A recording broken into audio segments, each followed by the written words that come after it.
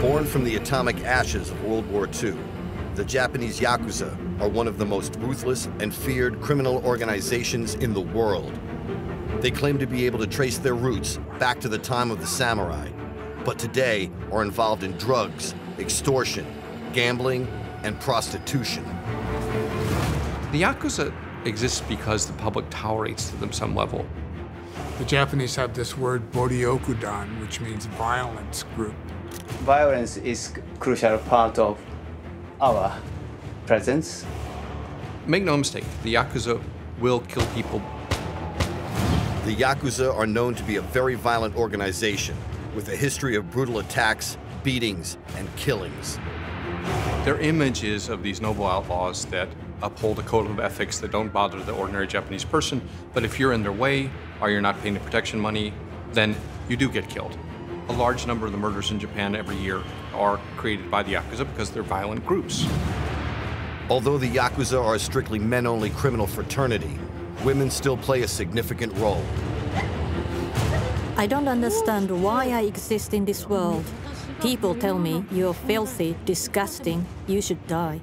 People are going to want drugs, they're going to want access to brothels, all the things that underworld gangs provide that, so-called straight society can't. There are still incidents now of traditional Yakuza grabbing someone from their street, kidnapping them, taking them somewhere, beating the crap out of them. That things happen all the time. The Yakuza will place this over the victim's head, oxygen deprivation, he passes out, he's revived, and then the fun starts again until the Yakuza get what they want. You're never going to stop crime. It's just a fantasy. The Yakuza will always be there.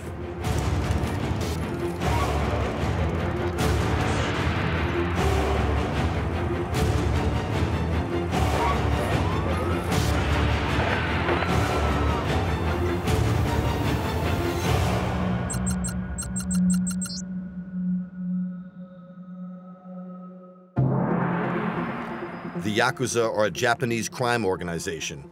It's mysterious, secretive, and utterly ruthless, with a fearsome reputation around the world. It's said to be heavily involved in drugs, prostitution, and illegal gambling. Like the mafia, the Yakuza insist on a ruthless code of silence. Any transgressions and the sentence is immediate death. Its numbers are secret, but it's believed to have around 50,000 members today, with 21 different bosses, or Wayabun. The Yakuza are criminals. They engage in extortion, blackmail, fraud, prostitution, gambling. But almost every Yakuza group has a set of rules, a code of ethics, that prohibit robbing, burglary, sexual assault. And that means that they don't contribute to street crime. And because they don't contribute to street crime, that means if you're walking around this area, you don't feel unsafe, you don't feel like you're gonna get mugged by the Yakuza. The stereotype is these people who are gaudily dressed and with sunglasses and running around and looking like people you see in movies or TV shows. That's generally not the case. A lot of these guys are dressed just as regular businessmen. Decent suit, a white shirt. They will use violence against you unless you comply with their demands. The Yakuza, they just had this look, they had this edge about them. Maybe they'd be a little scar over the eyebrow, or this kind of swagger or glare. You knew who they were. It's generally believed that modern-day Yakuza gangs were formed in Japan at the end of the Second World War, after Hiroshima and Nagasaki had been destroyed by atomic bombs. After the war, when Japan lost, Tokyo was, for example, was devastated. Half the city was just leveled. You had all these people coming back from the war, and there was no work for them. People were starving to death, and the only thing that kept them in business was the black market. So people naturally gravitated towards crime. What used to be common was a protection racket, where the Yakuza will come in, they'll say, hey, nice place you have here. We'd hate to see somebody mess it up, so why don't you pay the Yakuza a certain amount? They get their money, you get some kind of tangible reward, and you get the added benefits of having a sort of on-call security service. In the old days, that wasn't a bad deal. But who actually runs the Yakuza today? Its 50,000 members are said to be run by a small star chamber of ruling bosses. known as the Yabun. And there are 21 different Yakuza organizations, and each one has a sort of different structure, but basically they're all pyramid. And they're structured as a kind of all-male family. There are no females in the Yakuza, not many females with any power. So you have at the top of each part of the pyramid the Oyabun, that is the father figure. Under him are the oldest brother and all the other children. Depending upon where you are in the Yakuza group, you pledge allegiance to the Oyabun, or you pledge allegiance to the older brother. There are also brother-brother ties within the organization. It's very fraternal, it's very patriarchal, and it is meant to be a family kind of structure. Everybody starts on the bottom, they work their way up. They can start as early as teenagers. First, they're loose associates, and they earn their positions, and they give them positions of more responsibility as they perform better. And now, as far as performance, that means money. See, a Yakuza must pay dues to his organization to belong. Those who cannot produce a profit are usually shown the door. Authority is absolute from the top down. You're never supposed to speak back to your elders or dispute your boss. There's this famous Yakuza saying, which is, if the Oyabun says the passing crow is white, it's white. The Yakuza would often say, we're not like the mafia. We have a certain code of honor. We have loyalty to the bosses. We don't bother the average person in the street. We provide services for society, you know. We keep the crazies and psychos off the street. There's a certain truth to this, but at the same time, these guys are also criminals, you know, and there's some really nasty people, and they do some horrible things. Their image is of these noble outlaws that uphold a code of ethics that don't bother the ordinary Japanese person, but if you're in their way, or you're not paying the protection money, then you do get killed. A large number of the murders in Japan every year are created by the Yakuza because they're violent groups. But how powerful is the Yakuza in Japanese society today? American journalist Jake Adelstein is one of the world's leading authorities on their activities and history. He has spent years investigating the Yakuza and has received several death threats. His book on his exploits, Tokyo Vice, has become a bestseller. From 1999 to 2000, this was my area. I was on the police beat. This area was wonderfully sleazy when I first started. In the 90s, you would have touts on the street, scantily clad women, incredibly brazen advertisements for the various sexual services out here. It was insane. This will take us past what used to be the meeting place for all the local thugs. The Furin-kaikan is famous. There was a time, like in the 90s, when you would go into the Furin-kaikan and see an incredible assemblage of thugs and people with tattoos and missing fingers and things. Are Yakuza very visible here? Or? I wouldn't use the word, the Y word here, because it makes people nervous. Some Yakuza are very smart and charming, very sophisticated. I mean, there are all sorts of levels. I mean, there are guys you'll see who wear, you know, Brioni suits, speak English. But on the other end, there are guys that can't get a good job anywhere, just troublemakers, but they have muscle, and so they join gangs. And the gangs use that muscle when necessary, like collecting loans. This on your right, coming up, is the Shinjuku police box. This is the most busy police box in any place in Japan. You can see the police car over there. The police have a strange relationship with the Yakuza in many cases. Many times, these guys grew up together as kids. Some end up as police officers, some end up as Yakuza. But they know each other. They're in constant contact with the Yakuza. They're often exchanging information as well to better society, as they both believe. For example, if there's a case where there's a murder, it happened on Yakuza turf, the police want to know about it, the Yakuza will generally cooperate with something like that because they don't want that kind of petty crime or bad stuff in their turf either. At the same time, unfortunately, every police force out there has some dirty cops. In the past, some police officers have been arrested for passing information that they should not have to Yakuza friends. And sometimes the police were in debt to Yakuza due to their patronage of illegal Yakuza gambling establishments, for example. And then they're extorted to provide information about the rival gang members or on police operations. When someone gets killed in Japan and it's a homicide, it's a big deal and it's national news. The police have to set up a special investigative division to take care of a murder because it's a serious crime. To catch a killer before he kills again. A huge operation to track down the person responsible for at least one death, and perhaps more.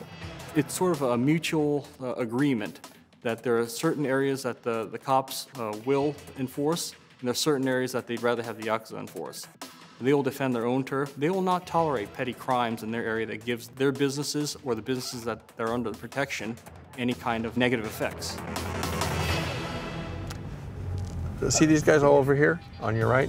That's the aura of mob. I mean, you're seeing a lot of black cars and black Mercedes here and guys sort of hovering around. There's definitely something going on. You can probably safely assume that they are local yucks. This is a nerve-wracking place. This isn't a place you go to relax. The competition is fierce here. Every gang has its own little fiefdom here, and you don't want to step on somebody's shoes. You have this really ugly, violent side. People who wind up in Yakuza organizations are people who can't function. They have violent tempers and they can't control them, so they have to join an organization where the boss is so powerful that he can, control them. We're going to stop here, but we're kind of in an area that's still really controlled by numerous factions of the Yakuza, and they really don't like being photographed. Also, the police are very concerned about projecting the right image of this area, so we may get stopped and we may be asked not to film, and people may be angry with us, but we'll go ahead and take that chance. The Japanese Yakuza is one of the most infamous and feared criminal organizations in the world. It's said to be secretive and utterly ruthless, with a fearsome reputation. It's said to be heavily involved in drugs, prostitution, and illegal gambling. But how powerful is the Yakuza in Japanese society today? American journalist Jake Adelstein is one of the world's leading authorities on them. He spent years investigating the Yakuza and has received several death threats. This is Kabukicho, the heart of Shinjuku, like Japan's oldest red light district. You can get anything you want here, booze, weird fetish outfits. You can also get ripped off and have your life savings stripped from you if you go to the wrong bar. If a tourist is just there in Shinjuku to enjoy the sights, drink in a few bars, eat at some restaurants, generally they will not encounter the Yakuza. Well, the Yakuza will come out when it's time to defend their turf, or sometimes they'll be out as a show of force, patrol the area. I've had threats from one individual and his men. I've had angry words exchanged with 2 or 3 Yakuza over the years. But I mean, that's kind of how they are, right? They make threats, they yell at you, they say they're gonna kill you. It's kind of like how you and I would say good morning to each other. If they really want to kill you, they're not gonna threaten you, they'll just do it. Like the mafia, the Yakuza insist on a ruthless code of silence. Hiroki Allen is a security consultant who has worked with many of the world's leading governments, advising them on combating the Yakuza. In Japan, laws forbid private citizens from owning most weapons. No firearms, no blades, you cannot carry these. The Yakuza know their victims are unarmed, so they can just use brute force, mass numbers. If they grab somebody off the street and they're torturing him, they can use anything from advanced techniques to very simple stuff, such as like placing a pen or a pencil between the victim's fingers and squeezing his hand very hard, causes intense pain, doesn't leave any marks that they can take back to the police and say that they were actually physically assaulted. They will most likely be complying with the Yakuza's wishes after some time with them. Allen agreed to recreate some actual Yakuza torture techniques on camera. The Yakuza wants money from a victim like this. We don't want to leave scars that he can report as being assaulted to the police, because that could bring the heat on us.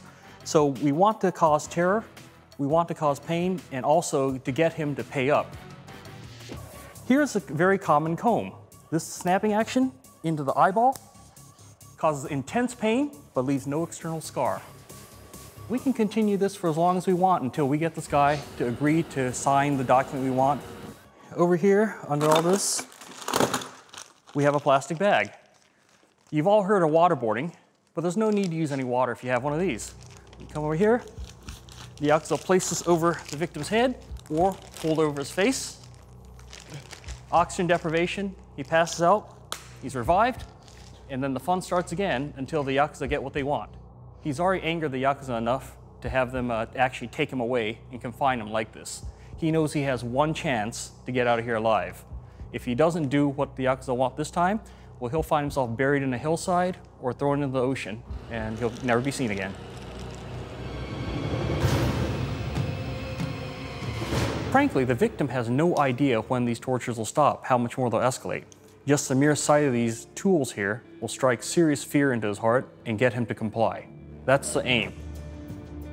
Traditionally, extortion was the bread and butter of the Yakuza. And it works like this. You open a bar or you open a restaurant, the gang members will come to your office or come to your bar and tell you, you're operating in our territory. It would be advisable for you to pay an honorarium so that you can do business here. We will protect you from other Yakuza organizations harassing your business. You might be leasing flowers from the Yakuza. You pay them an exorbitant amount of fees. There are some times when paying off the Yakuza is a good business investment. Not only do you keep them out of your business, but when you have an unruly customer that you can't get rid of, they will come much faster than the police. Like the mafia, the Yakuza is made up of hundreds of small and mid-sized gangs who are constantly fighting over money, drugs, prostitutes, and of course, turf. The battles are bloody and brutal. Every so often, two gangs will move into the same territory. There'll be an argument, and there'll be a shootout, there'll be a fight. You know, guns are illegal in Japan. If you're caught with a gun, you know, you can go to prison for several years. They're very serious. The Yakuza know not to carry firearms around because if they are accosted by police, they're going straight to prison. If they're carrying blades, yes, that's the same thing. So many times they'll carry innocuous-looking items that may not qualify as weapons. For example, a drink in a glass bottle. They don't walk around with weapons. The number of shooting incidences involving the Yakuza is extremely rare. Last year, the number of shooting deaths in Japan was 6 people. That's in a nation of 127 million people. And I think that's like, 1 hour in the United States. Firearms. The mere sight of these will cause panic. The Yakuza don't have unlimited supply of ammunition. So there are reports that many times they are taught to use these as contact range weapons. They can grab the victim, pull them in, put the muzzle against them, and shoot. This not only ensures a hit, also the expanding gases coming in the barrel go into the body, causing a much more lethal effect. Impact weapons. Collapsible baton. These, actually the police use these as well, so the Yakuza are quite familiar with these. Now granted, you're not supposed to be carrying these around, they're supposed to be for martial arts practice uses, but many Yakuza do use these. This will break bones on contact. A very effective short-range impact weapon. Make no mistake, the Yakuza will kill people, but they're very judicious about it, and it's a business decision. It's not something that's done in a hot rage. I mean, an assassination, when they take out a civilian, the calculation is that the greater benefit of the group is worth the bad publicity and the heat from the police you'll get from killing someone. And sometimes they kill someone and stage it as a suicide. Everyone knows that they were probably whacked, but they don't want the police to crack down on them. They don't want any of their people to go to jail. And the message still gets across. The Yakuza really had become involved in all aspects of society, from narcotics business, prostitution, gambling, protection, on up the scale through real estate, the stock market, and construction and legitimate businesses. The Japanese Yakuza and the police had quite an intimate relationship. In the early days of the late 40s and early 50s, they had no power, and so they needed the support of the Yakuza to fight off this communist movement in Japan. But Yakuza and police, basically speaking, even today, come from the same culture. You either grew up to be a Yakuza or a policeman. The police would set up a judo hall, and they'd try to recruit the youths and teach them judo and make them sympathetic to the police cause. And then you'd have the Yakuza bosses who would, take them to baseball games and try to recruit them into the gangs. Or you had your choice of going one way or the other, but a lot of these people are boyhood friends, you know. And still, even today, you see them. They'll get together behind the scenes. And they need to keep the channels of communication open in order to control crime. One of the sure signs of someone being a member of the Yakuza is a missing little finger. Many members cut off portions of or the entire finger as a mark of yubitsumi, or apology. Shintaro Hayashi's company makes prosthetic fingers, among other body parts, and is in demand from former Yakuza members who are looking to replace their missing digits. Yakuza come here for various reasons, often when they want to get out of the Yakuza for regular community. They are possibly feeling that because of the lack of fingers, people feel scared. So they quite often hold the hands like this. So it's hidden and people don't notice it. I've been in this business, this place, for 13 years, and I've made fingers for about 50 Yakuzas, but I've never counted properly. But possibly 500 to 600 fingers for Yakuza I made. It scares the crap out of people to see someone missing a finger. It's like, if this guy's gonna cut off his own finger, and it's not like you see in some bad movies where someone holds the guy down and cuts off the finger against their will. You know, that's sort of, I think, a popular conception. If you screw up in the Yakuza, that you get held down, they chop off your finger. No, you do it yourself. If you walk into a golf course and say, I want to play 18 holes, and you have a missing fingertip, they won't let you. So that's why some doctors have set up a business making prosthetic fingertips. It looks quite real. You can't really tell. Now, there's two reasons that Yakuza used to chop off their fingers. One is that you chop off your finger because someone under you has screwed up, and you are atoning for their mistake and asking for the boss's forgiveness. When you chop off your finger for someone else, which is an altruistic act, that's considered a living finger, ikyubi. When you chop off your finger because you've screwed up, then that's called a dead finger, right? You might get forgiven of your debt, you might be allowed to stay in the organization, but it's nowhere nearly as cool as doing it for someone else.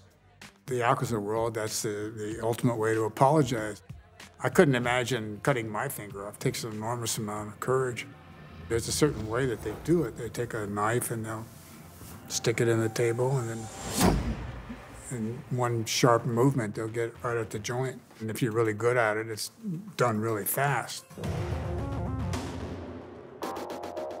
Either way, it's not an easy thing to do, but it intimidates people.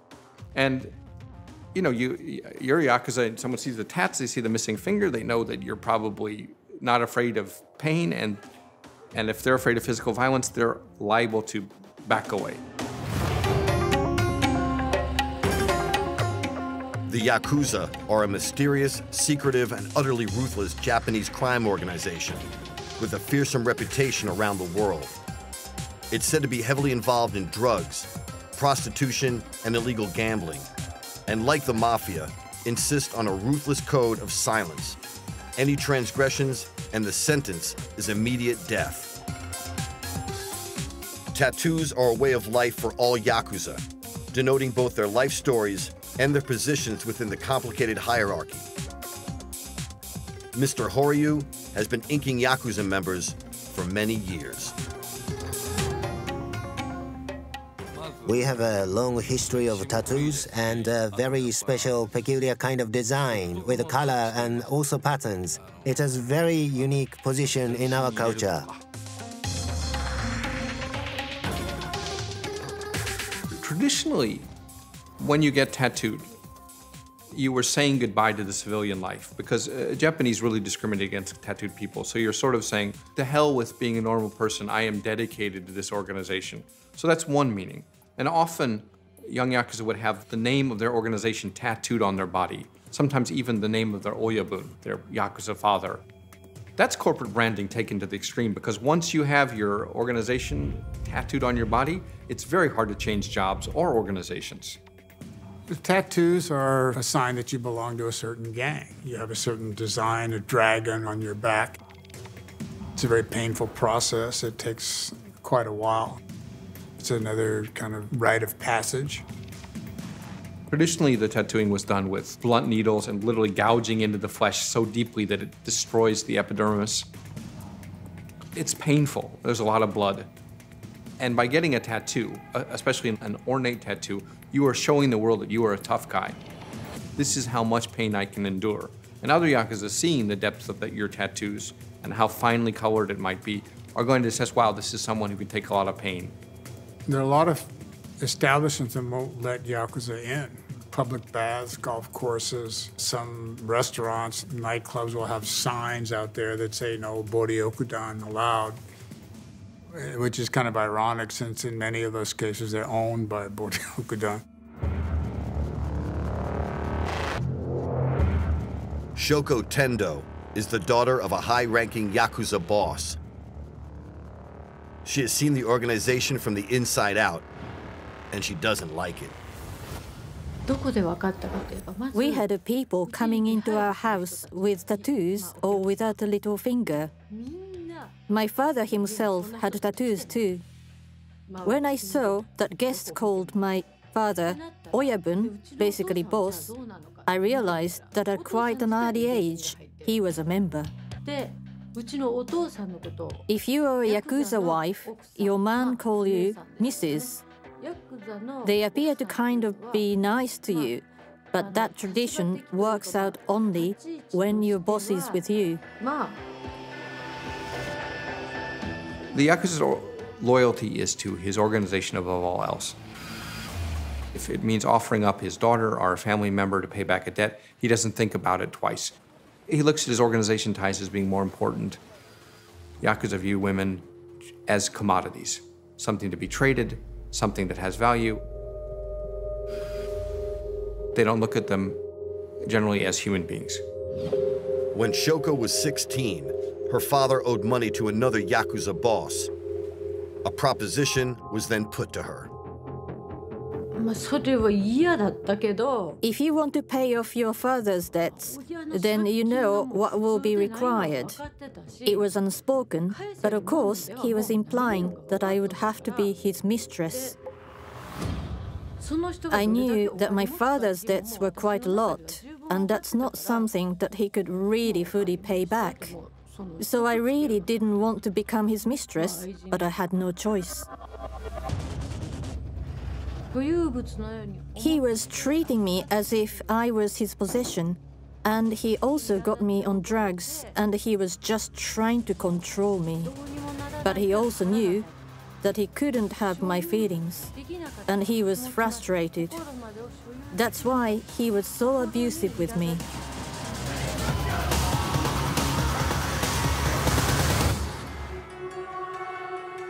I would never recommend becoming a mistress to the Yakuza. It's a terrible life. Now, you might have some Yakuza boyfriends that are decent human beings, but generally speaking, Yakuza use the women in their lives to make money. They're means to an end. Like many people connected to the Yakuza, Shoko felt the desire to have extensive tattoo work. I always wanted to have tattoos when I was little, because the people around me who treated me very viciously, like my father or his men, and they all had tattoos. And maybe my time is that over there, you know, the best time that we had. As a child, I was thinking for when I grow up that I'm going to have tattoos. I also thought, when I have tattoos, then I will be complete for the first time as a human being. In many ways, good and bad, the Yakuza society is a reflection of traditional Japanese values. First of all, it's incredibly misogynist and sexist. There are no female Yakuza. Japan has this word danson johi, respect the male and disrespect the female. And you certainly see that in Yakuza society where women are only seen as commodities, are at best somebody that helps support the big boss. The Yakuza are the infamous and all-powerful Japanese crime organization with a fearsome reputation around the world. It's said to be heavily involved in drugs, prostitution, and illegal gambling, and maintains a ruthless code of silence. Any transgressions, and the sentence is immediate death.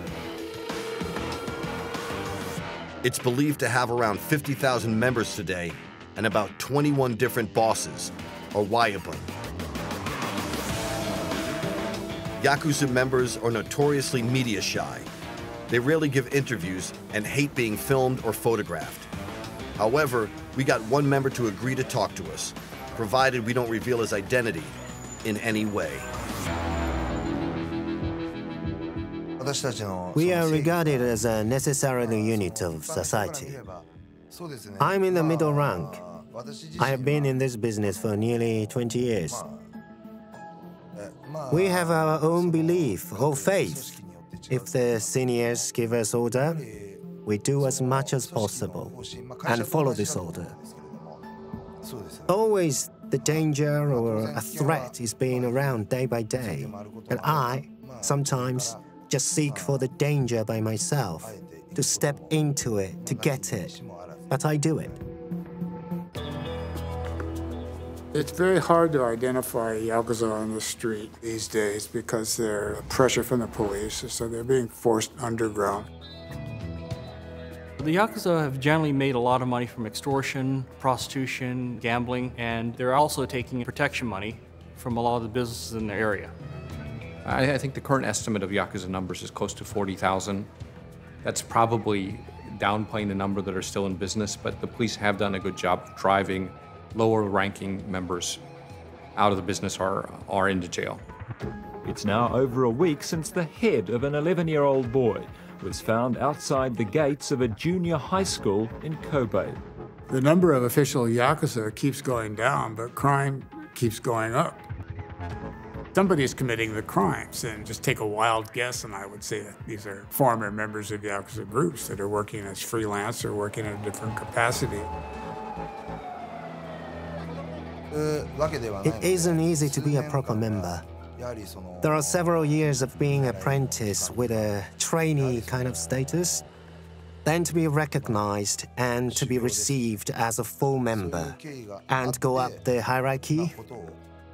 It's about doing a good job and business or to commit something, to go to the prison. Violence is a crucial part of our existence. We have to commit something and be imprisoned for that.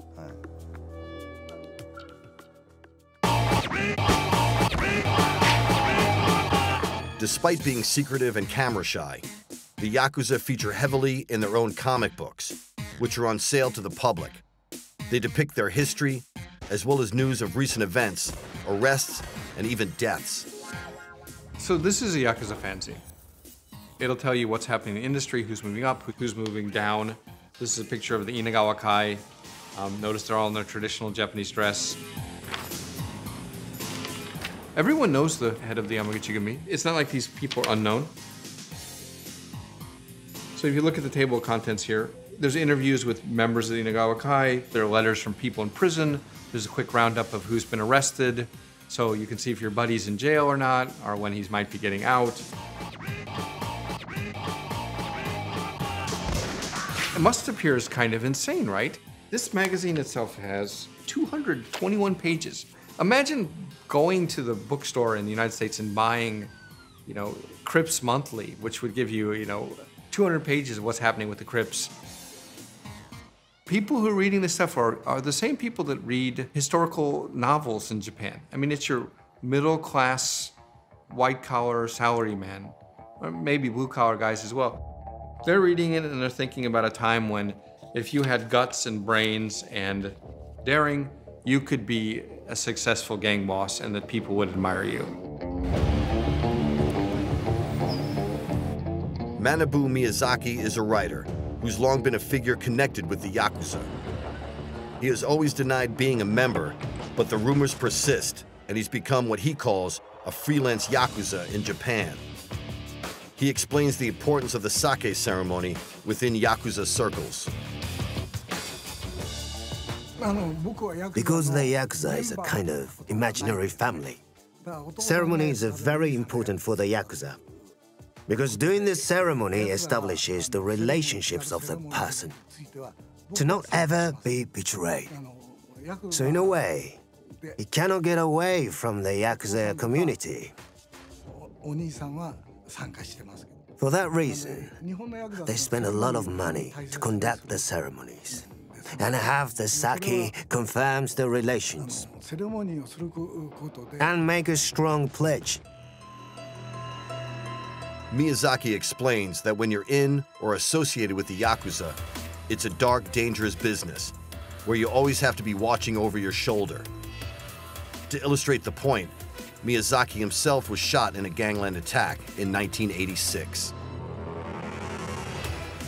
I went to the restaurant, dinner with all my friends, just having a meal and some negotiations.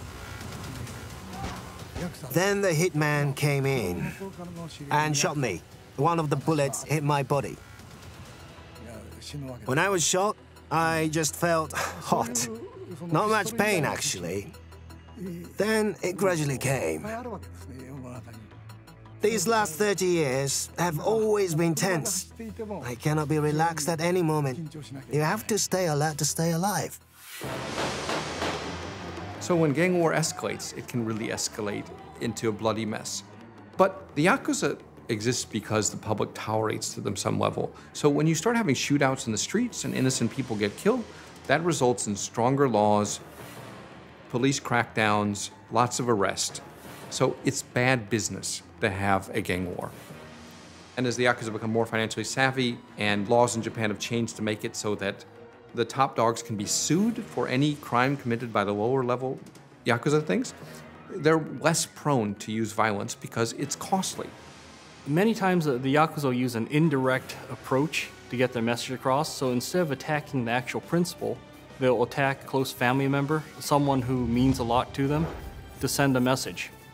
Now, to get to this level, they've most likely warned verbally or maybe in a written way. If they don't follow the arguments, then they put the Yakuza into a position where they must defend their turf. And this is where the violent acts may occur. You know, they'll start out with a midnight knock on the door. You know, we've come to collect our money. They'll just scare the bejesus out of you. They'll start calling you in the middle of the night. They could beat you up. They could kill you. They could, you know, make your daughter come work for one of their nightclubs or the houses of one of their brothels. In an extreme case, in the past, the Yakuza have found people who will not comply with their wishes.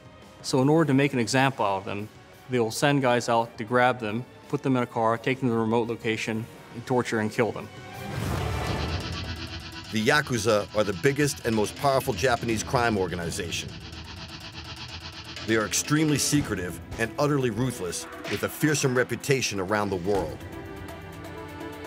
They are said to be heavily involved in drugs, prostitution, and illegal gambling. And like the mafia, the Yakuza insist on a ruthless code of silence. Any transgressions, and you die. It's believed to have around 50,000 members today, and about 21 different bosses are Wayabun. The Yakuza has dominated the Japanese media for most of the 20th century. But what does the future hold for this mysterious organization? And is it, as some say, slowly losing its edge and control of events? Japan is one law away from wiping out the Yakuza, and that would be a Criminal Conspiracy Act.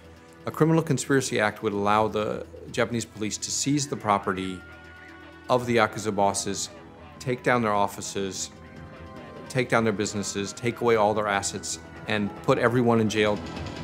But the police and the Yakuza sometimes become friends in a sense. They share personal knowledge of each other, they might go drinking, there might be camaraderie. If the Yakuza boss steps over the line and there's some friendship involved, maybe the police are less likely to let it slide or convince the person making the complaint to let the charges go. There's this idea that it's better the enemy you know than the enemy you don't know. Because everyone would like to deal with someone that is reasonable, that they know better, rather than someone they don't know at all. The Japanese police have instituted a number of anti-gang laws in the past 20 years, and most recently, there's a pretty intensive crackdown in which you can't do business with any individual who's associated with organized crime. Any member of a gang cannot hold a bank account any longer. That's pretty serious stuff. I think that's part of that, I think, is the influence of the United States, because they see the U.S. government cracking down on the gangs, that the police feel they need to do something more or something at the same time. Japan only needs to do 3 things to get rid of the Yakuza. They need a criminal conspiracy law, they need to allow plea bargaining, they need to allow undercover investigations. They won't do it for a few reasons. One is, this administration has so many Yakuza ties that trying to get rid of the Yakuza can only be bad news for them. Also, they need the Yakuza to run the nuclear power plants. No one wants to do those jobs, and the only people that are managed to find labor that will do the jobs is the Yakuza. The shame of Yakuza we have nowadays is lost. Of course, there will be always different forms, and they will go underground, and those groups always remain in any age. But what we call Yakuza now are antisocial groups. I don't think they are going to last because the government has implemented more severe laws. If a normal person does something, they say fine. If you're a Yakuza, then they start taking the person more seriously than the other person. And they treat the Yakuza not really like humans, so they cannot survive. The police crackdown on the Yakuza has been widespread and extensive over the last few years, with a number of bosses and foot soldiers arrested and sent to jail. After years of holding the country in the grip of its power, it does seem as if the Yakuza's iron fist is loosening a little. In many ways, Japanese society is now embarrassed by the images of the old crime bosses and their obedient thugs with tattoos and missing fingers, just as the influence of the mafia has sharply declined in the United States. It's just not that cool to be in the Yakuza anymore. The mystique and dark appeal has faded in recent years, and yet to many, these ruthless underground gangs remain a potent force in Japanese society. Suppliers of drugs, loans, and prostitutes. And the success of the Yakuza comic books proves that to those in that world, and to those who want to be part of it, their mix of violence, sex, gambling, and drugs is as alluring as ever. Japan doesn't want to have this sort of spectacle of semi-public organized crime groups that no other country has. You know, what other country has Yakuza fanzines? You can't go to England or Australia and buy Mafia Monthly. So when you have organized crime members existing in public and with impunity, it makes Japan look bad.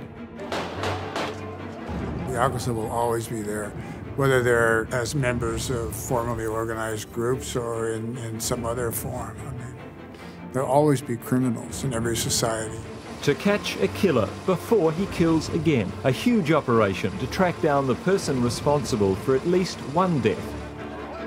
They provide a service. They answer needs of society that other institutions can't provide. People are always going to need somebody, say, to collect a loan that nobody wants to pay. People are going to want drugs. They're going to want access to brothels. All the things that underworld gangs provide that, you know, so-called straight society can't.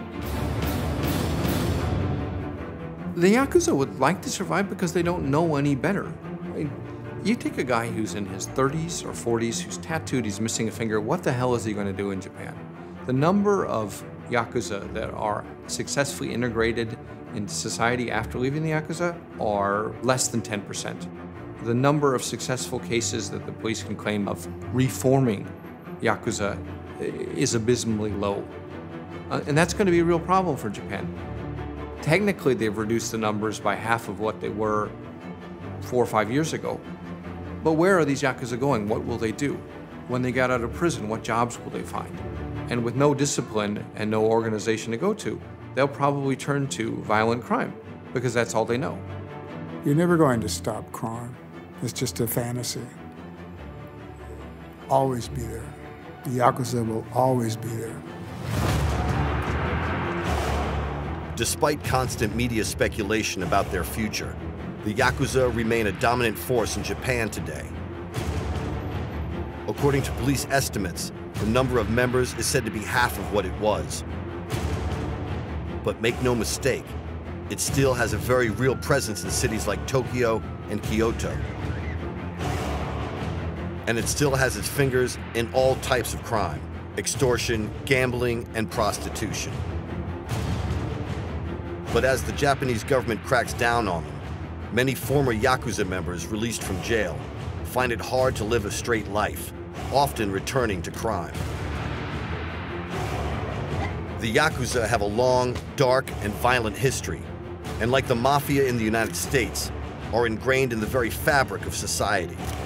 Their numbers and popularity might be declining, but they're not done yet.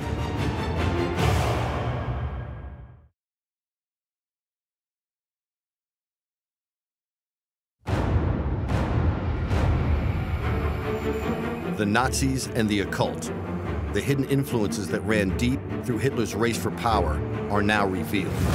The Nazis had built for themselves an entire universe of beliefs, some of it factual, some of it semi-factual, some of it from planet Mars. And the more you study the Nazis, the more it's like science fiction. What were the mysterious occult Nazi societies at the heart of the Third Reich? Key members of the Nazi Party, in particular Himmler and Hitler, were not just a little into the occult, they were absolutely obsessed by it. What's incredible is how influential the secret societies were on the creation of the Third Reich. These ideas of occultism, spiritualism, and racism made for a toxic blend. Is it true that the Nazis had a top-secret program to build flying saucers and UFOs? Did the Nazis take the blueprints to build these round flying machines? We have UFOs, rocket launching factories built underground. There appears to have been one successful flight. Short, not very far, but still a successful test flight. And were there plans to build a genetically pure white super race? The Nazis stole babies, and they were brought up in the hands of people who would Germanicize them. That was the master plan. This is crazy stuff. It's way ahead of its time. It's because world domination is the goal, and it's just a shame it was driven by evil.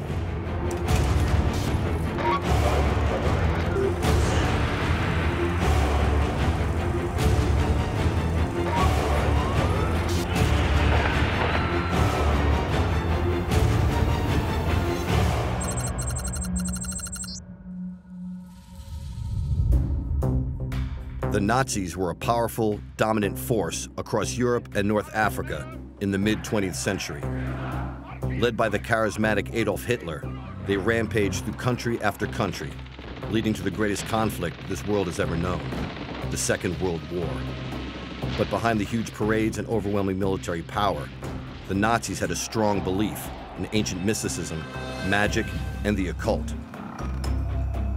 There were two secret societies at the core of these esoteric beliefs, whose members were at the very top of the German high command, including the second in command to the Führer, Heinrich Himmler.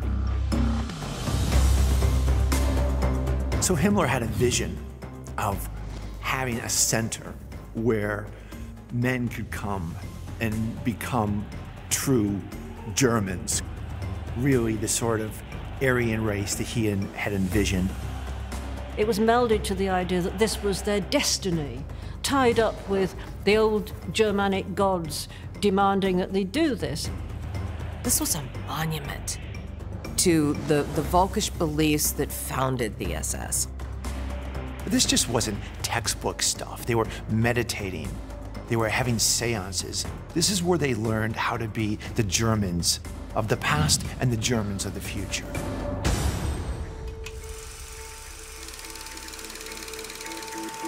The site for Himmler's secret Nazi project was Wewelsburg Castle in northeastern Germany. It was originally built back in the 10th century, then added to and adapted over the centuries before the infamous SS moved in the 1930s and turned it into the stronghold that still stands today.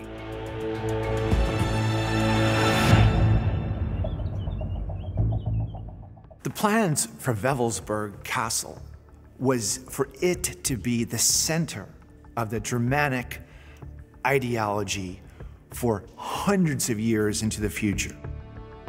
Himmler spent a good couple of years with the help of concentration camp workers building Wewelsburg into his vision, adding ritual crypts beneath the North Tower in the design of a beehive hut that they felt was symbolic for all sorts of reasons.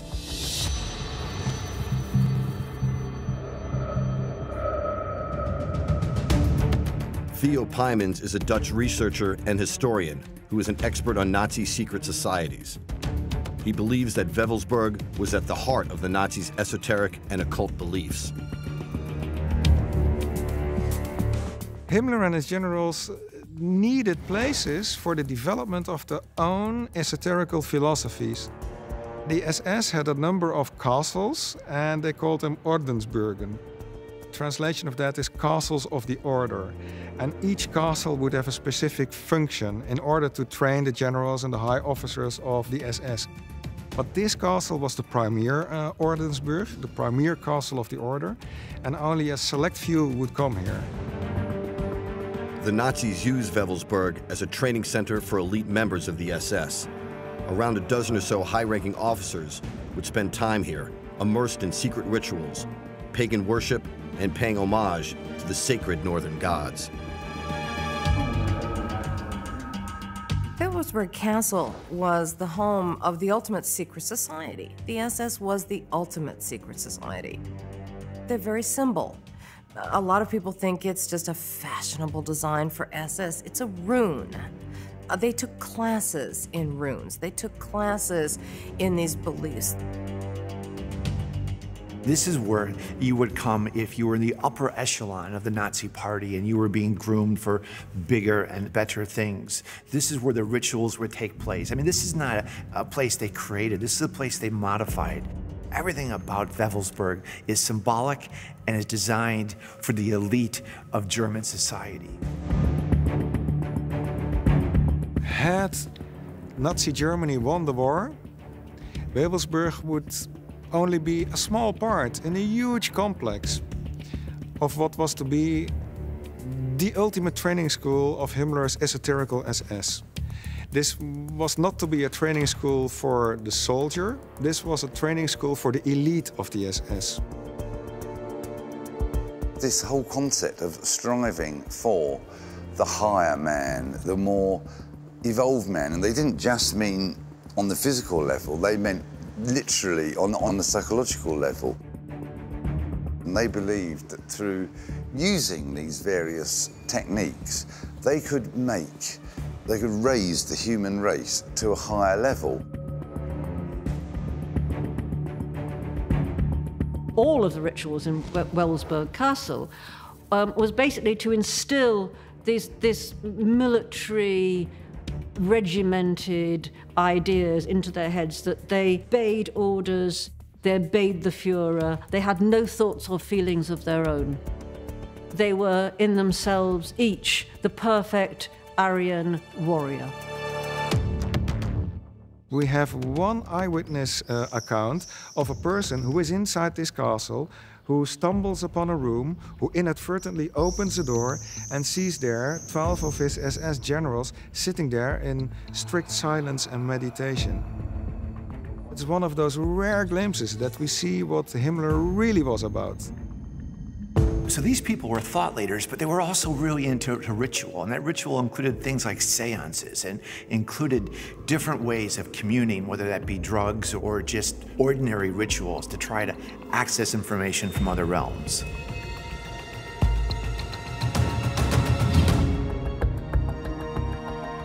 Heinrich Himmler was an active occultist and took an intense and very personal interest in what went on at Wewelsburg. He visited the castle at every opportunity. Himmler would arrive across the gate. He would enter with the car and his generals. The car would stop here. Himmler would enter, leave the car. There would be an orchestra, there would be his generals, there would be soldiers, there would be a ceremony. Himmler would have been greeted, and then he probably would have gone through that door inside the main hall, where there is a very important and secret symbol, which is still here today.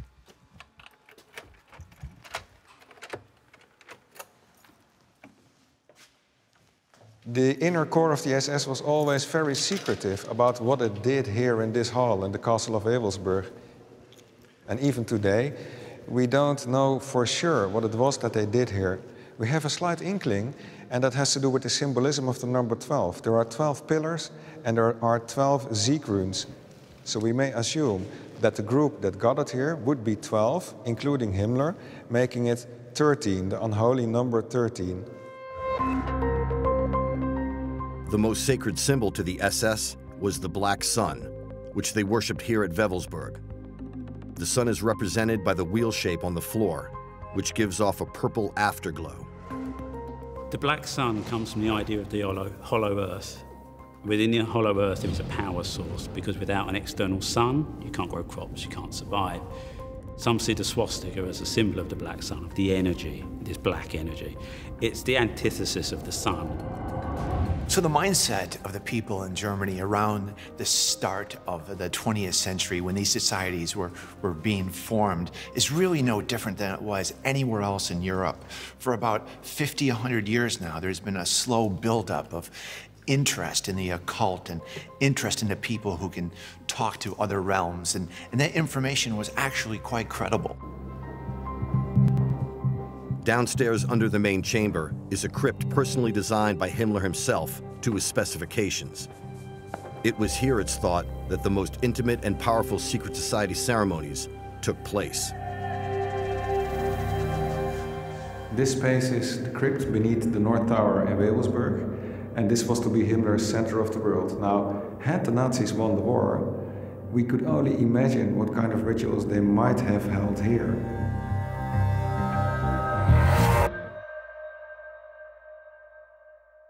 This was built before and during the Second World War. Construction stopped in 1943 because of the defeat of the Nazis at Stalingrad. Now, we don't know what this crypt may have been used for, but we could imagine certain things. And one of the things that people say is that highly ranked SS generals would be cremated here, and the urns with their ashes would be standing alongside the wall. So this was to be Himmler's, well, center of the world, where he would keep his most trusted and loyal SS generals, even after death. At the end of the war, Himmler gave instructions to blow up and destroy Wewelsburg Castle, not wanting the Allies to find out its secrets. But the team tasked to do this had far too little explosives to do the job, and the castle was spared, only to be sacked and pillaged by local people after Germany surrendered.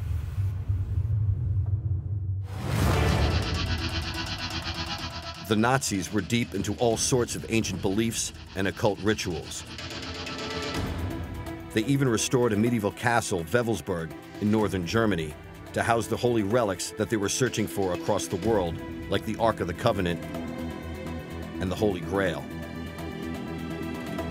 Himmler and others saw themselves as descendants of the Great White Knights, whose destiny was to rule the world.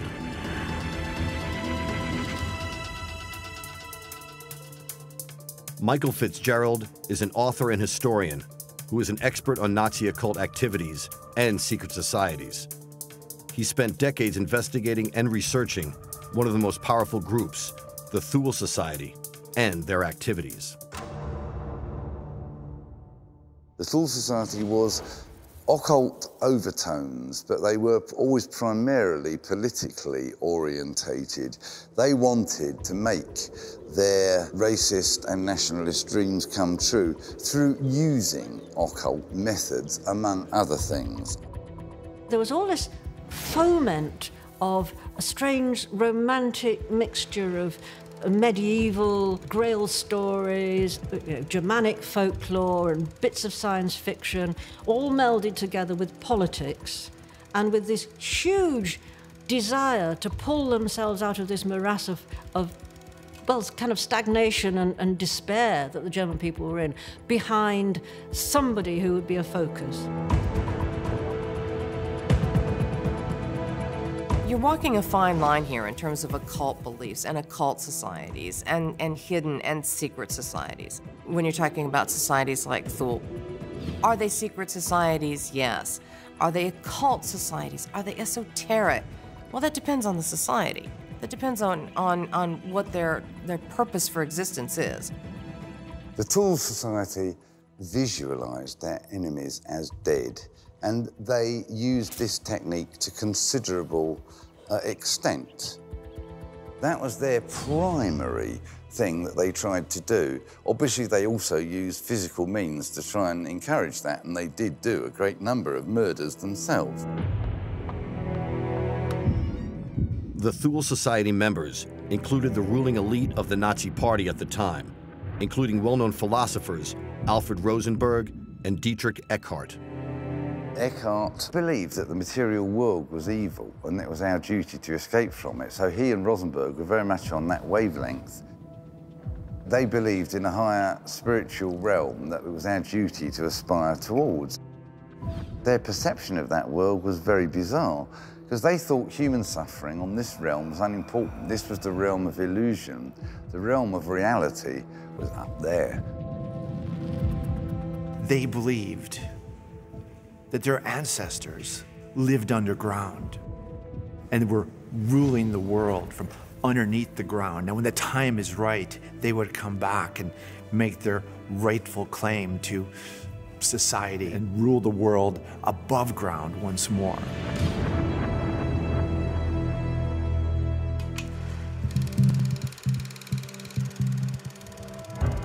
The Four Seasons Hotel in Munich was one of the main meeting places for another important Nazi secret society, known as the Vril. Like the Thule Society, their members were the leading lights in the Nazi Party. About a dozen men would meet together in total secrecy to carry out the secret agenda and rituals of the society. In the late 1930s, this would have included plans to take over and rule the world. The term vril actually came from, a novel written in the 19th century by the novelist Lord Lytton called The Coming Race. He had this concept of underground dwellers who lived beneath the earth, and they had this power called vril. This ancient culture, very advanced technological culture, is displaced by a cataclysm and is forced to flee the surface of the earth and creates a world within the earth powered by a black sun. People believe that there was a doorway into this hidden world in the North and South Pole, that it was possible to get into this great subterranean cities. That attracted these guys who actually literally believed that vril existed and was a real power that could be manifested and used to achieve domination over people and even domination over the material world. It's all there. It's all there in his books that were admired by these high Nazi leaders. Vril as a power, as a life source. They totally bought into this. The idea of this extraordinary force that was sort of almost occult, it was mysterious, but it was very real in its outcome.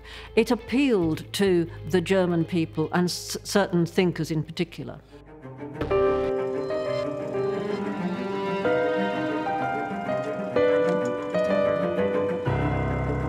Andrew Goff has found evidence of a top-secret Vril Society meeting that took place outside Munich before the war. What occurred was truly bizarre.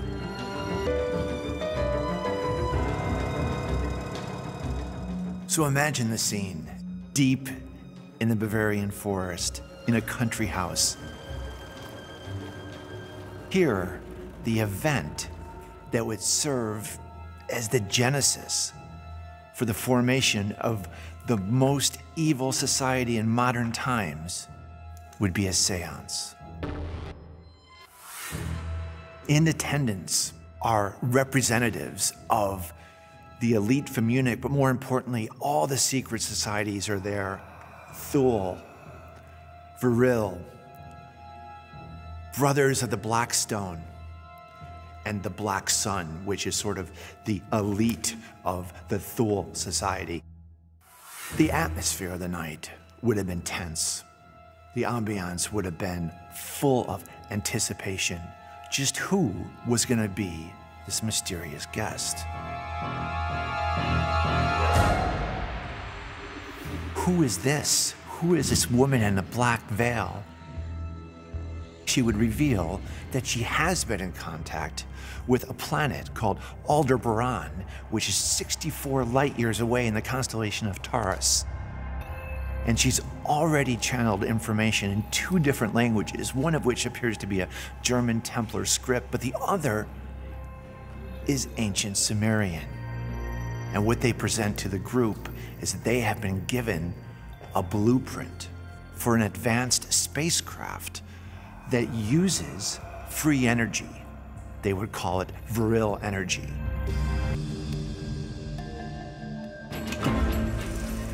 According to records, documents, and declassified footage from the time, the Nazis took this connection to UFOs very seriously. Even, it said, building their own flying craft. But from 1933 onwards, they gave huge priority to unconventional types of aircraft machine. The Germans were leading the world in rocketry. They were leading the world in unconventional anti-gravity research, and they were leading the world in unconventional propulsion systems.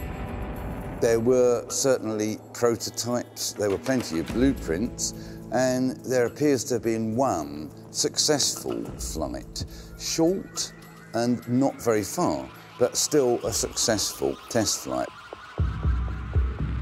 First of all, nobody else had a UFO program, only Germany, it would appear. And at first, as you might expect, it didn't really succeed, but there's accounts of spherical craft, UFO-looking crafts, launching into the air, but only a few feet and only for a brief period of time. But later, in World War II, there's all kinds of accounts of these Foo Fighters, a generic term given to these spherical devices that were approaching Allied planes and just causing a distraction, but also aggressively behaving and, in many instances, attacking the Allied planes. The characteristics of the Foo Fighters, they were really bright, and not overly large, small sort of inflamed-looking spherical objects that behaved very erratically. And that's the thing that really gave the Allies the distinct impression that this is advanced technology. First of all, what is this ball of light doing following my plane? And how can it possibly behave so strangely? It can move so quickly and turn on a dime and go back the other direction and then attack. This was brand new, and you can imagine how frightening it was to people who were flying conventional crafts at the time. Did the Nazis take the blueprints to build these round flying machines, and did they make them? And did they fly them to their secret bases in Antarctica? It was so secret that very few people, even within the Third Reich, knew about it. It was top secret research. I mean, only certain engineers were involved. And the actual designers of this particular flying saucer went on to work in America and Canada. The super-secretive Nazi Vril Society used female mediums to contact ancient races, even, it said, extraterrestrial life forms. It's believed that this led to the Nazis' development of real-life UFOs, which they hoped would win them the war. Researcher and historian Theo Pymans has collected a number of original documents from the Vril Society that avoided destruction at the end of the war, and would shed a light on some of their secret activities. Now, there's a huge amount of mythology surrounding the Vril Society. And I've been researching this topic for more than 25 years after having first read it. And if you look upon the Vril Society, you see that there's various kinds of stories. There's a huge amount of tales. In fact, what I found out was that their main focus and their main thrust was the development of a new kind of technology. And after many, many years of research, I finally was able to find some documentary evidence.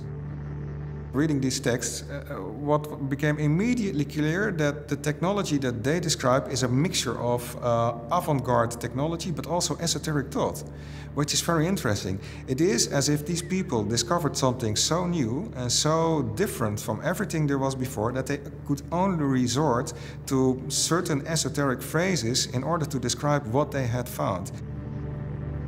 Now, and the key element of this technology was they only would be needing one machine in order to give the whole world this form of technology.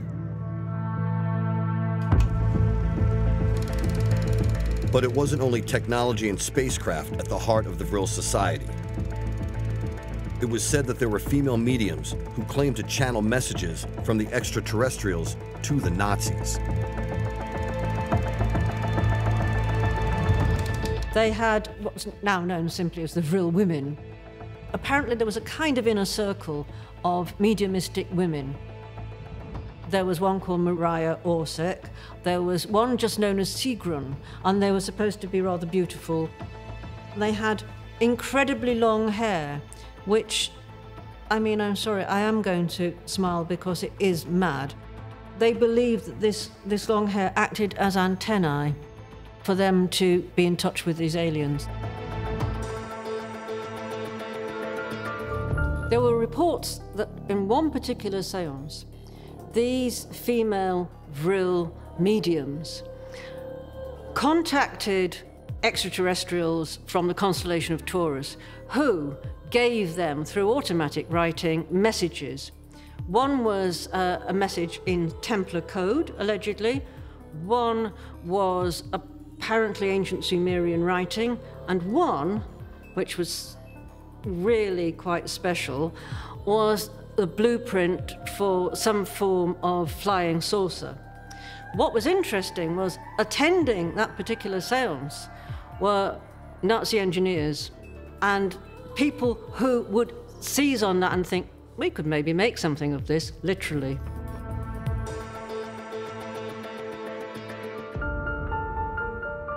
When you analyze the few remaining Vril Society documents, it seems clear that its members were intent on developing a real flying saucer of some description.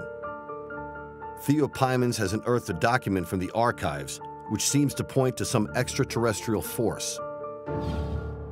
This is a very obscure pamphlet. You can only find it in one library today, and in it they describe this novel form of technology, and they even ask people, if you are interested in this, come join us. Now people might wonder, okay, why did such an organization or such a secretive group like the Vril Society exist in Germany and not, say, in other parts of the world? Well, we must understand that there's a couple of factors involved. In the 1920s, 1930s, Germany was at the forefront of new discoveries. We must understand that even people like Albert Einstein originally came from the German language areas. There's also the fact that German engineering was at the peak of what it was able to do.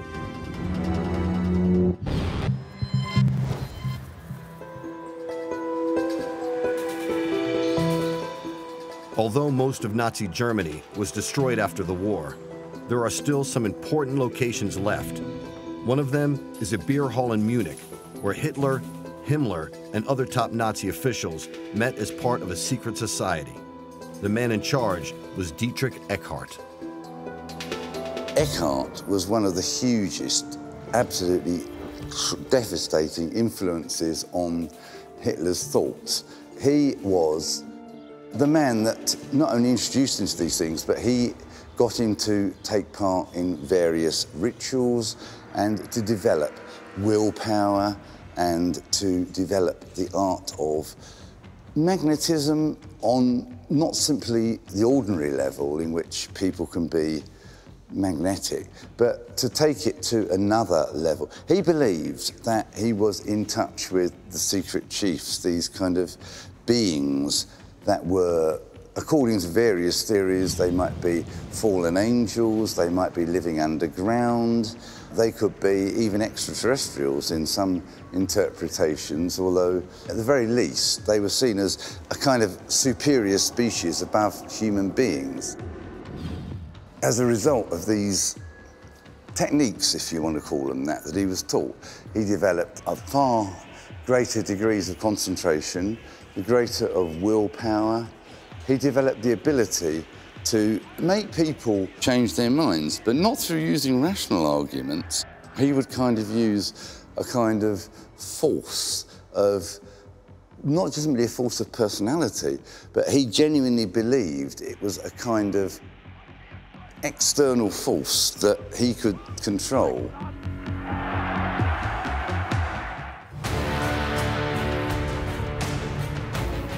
One of the things that came out of the Nazi secret societies was a total and almost manic belief in a white or Aryan super race.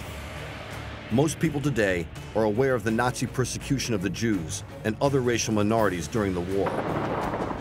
But very few know that its origins lay in the highly esoteric meetings that took place behind closed doors in Germany. In the eyes of Himmler and Hitler, the pure German was tall, blonde hair, blue eyes, racially pure.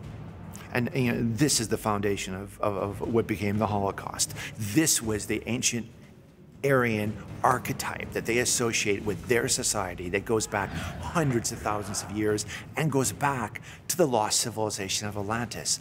That's how they were thinking of themselves.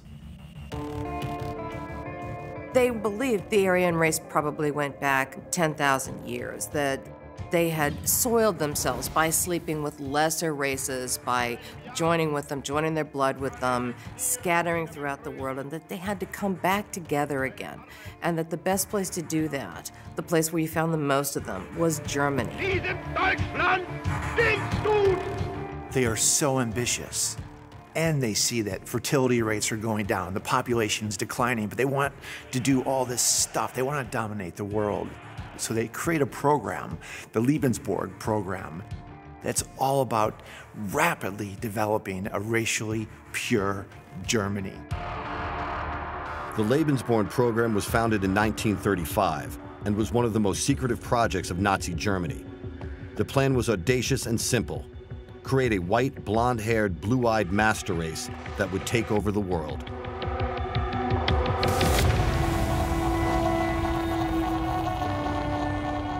Gisela Heidenreich is a product of this genetic engineering. Her father was a Nazi SS officer, and he agreed to be part of the experiment, which is believed to have created over 8,000 Aryan children. The mothers who wanted to give birth to their child, they had to have special attributes. They had to have a special height. They should be at least dark blonde. They should have blue eyes.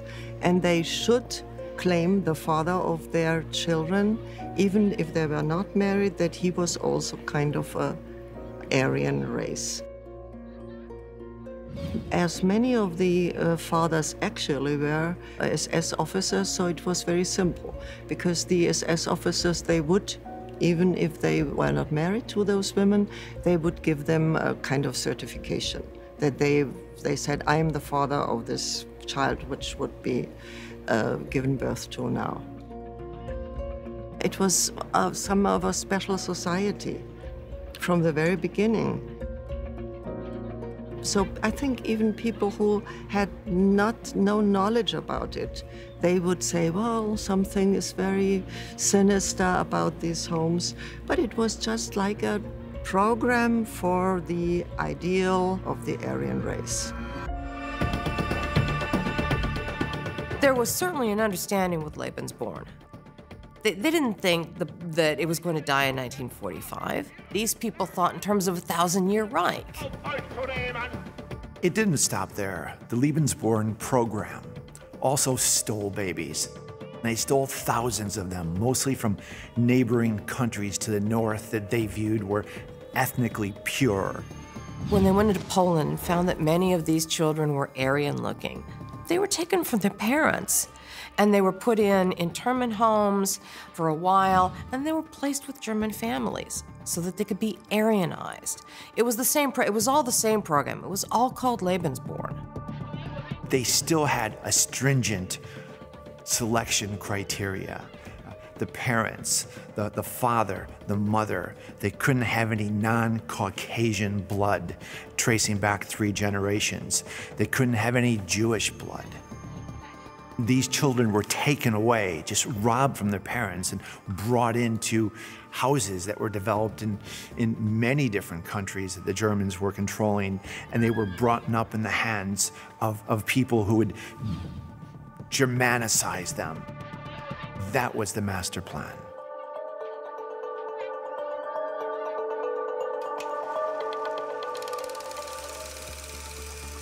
As well as an Aryan race, the Nazis were driven to get their hands on important holy and occult relics.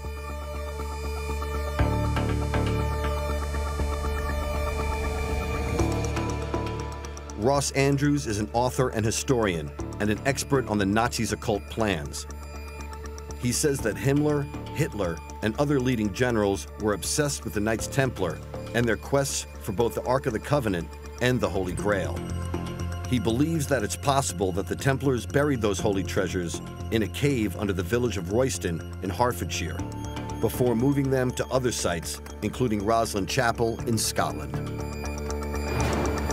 Himmler was obsessed with the occult, like a lot of the top brass of the Nazi party, but he in particular wanted to appropriate pretty much all religion into his German religion that he was building. He wanted to get hold of as many relics as he possibly could get hold of. They'd already had the Spear of Destiny. They were after anything else that could possibly have been had by the Templars. So if the Templars had had the Ark, if they'd had the Holy Grail, he wanted hold of it. If we look at the castle that he built a chamber very, very similar to this. It was a circular room, it was a recessed floor as well, for initiation purposes. So it's like he possibly wanted this room in his castle as well. Royston Cave was rediscovered in the 17th century and was thought to be a ritualistic space for the Templars, as well as a storage facility and perhaps a strong room for their holy relics that they brought back from Jerusalem.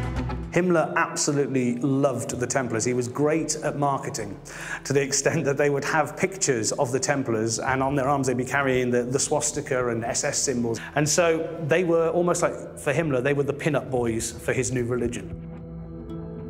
We know that the Templars were in charge of money, they invented banking, they were possibly the hoarders of vast treasures. Things they found under the Temple Mount, for example, possibly came to this country, and they needed somewhere to be held.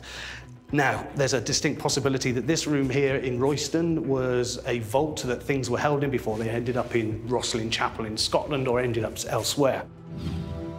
Ross is sure that Himmler sent agents to check out this cave, using local contacts either before or during World War II, but found the empty chamber that we see today. Himmler spent a fortune, and as archaeology goes, no one in the history of ever has spent anywhere near as much as he did. He was obsessed with finding the Ark. He was obsessed with finding as many holy relics as he possibly could. They paid millions in today's money to send a group out to Tibet. They went down into Africa. They traveled the world searching for these things. Now, he also knew a lot of the legends and mysteries that the Templars talked of. So he had a belief that the Templars possibly had found the Holy Grail. He had a belief that they had found the Ark of the Covenant. He wanted to get to a place like this where he may have been able to pick up a few more clues and hopefully have found the things he needed. The Nazis were obsessed with finding the greatest holy relics of antiquity, including both the Ark of the Covenant and the Holy Grail. They saw themselves as crusading Aryan knights who would return the world to a racial purity and a new golden age. Himmler himself was very steeped in the occult and wanted to recreate the Teutonic Knights. The uniforms, the design, the entire look, the runic symbols, the SS of runes, which were classed as a mystical language that could be used for divination and that created words of power. And there was a lot around power, the idea that they were chasing holy relics like the Spear of Longinus and the Holy Grail. These are like any religious relics. They're items that supposedly hold power. So it's this quest for power, this desperate need to find power in any form. Templars were massive relic hunters. They dug things up out of Jerusalem, they went into Africa, into Ethiopia, they possibly got hold of the Ark of the Covenant. They possibly got hold of the Holy Grail. Now, if those things ended up in this country, there's a distinct possibility they would have come from the south coast, heading up north, heading towards Scotland, for example. This would have been the perfect place to have stored it on its journey as it headed north. What's also fascinating about this location is its similarity to the castle in Wewelsburg, where the Nazis also built an initiatory crypt for their ceremonies, but on a much larger scale. What we have here, obviously the fascinating walls around us, but what makes this truly fascinating is the floor, which I know is a bizarre concept, but if you see here, you'll see the actual corners here have been carved out. This is an octagonal floor, which is unlike any kind of religious building you would normally have in this country. You normally have a cross-shaped. Now, it meant that if you had an altar in here, it didn't have to be east-west. This may have been some form of copy of the original temples they built at the Temple Mount, which meant they didn't have to face towards Jerusalem. They were the center of the world, which kind of leads us to think that this is some form of initiation or ritual building that Templars would have come in to perform some form of ritual within their religion.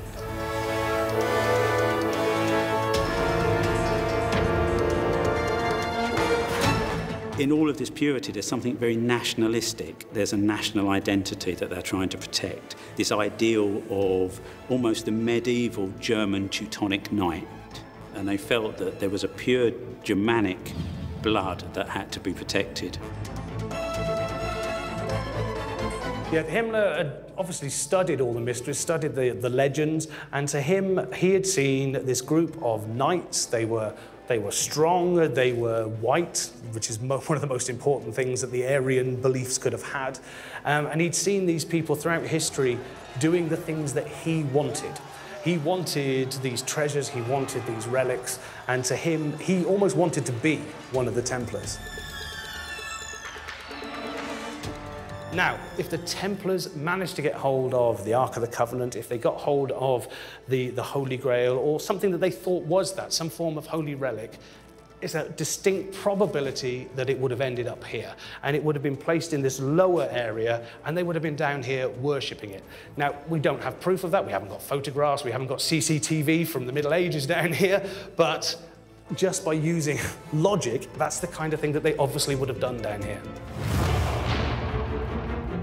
By the time World War II started in 1939, the Nazi Party and its leaders were already firm believers in the powers of the occult.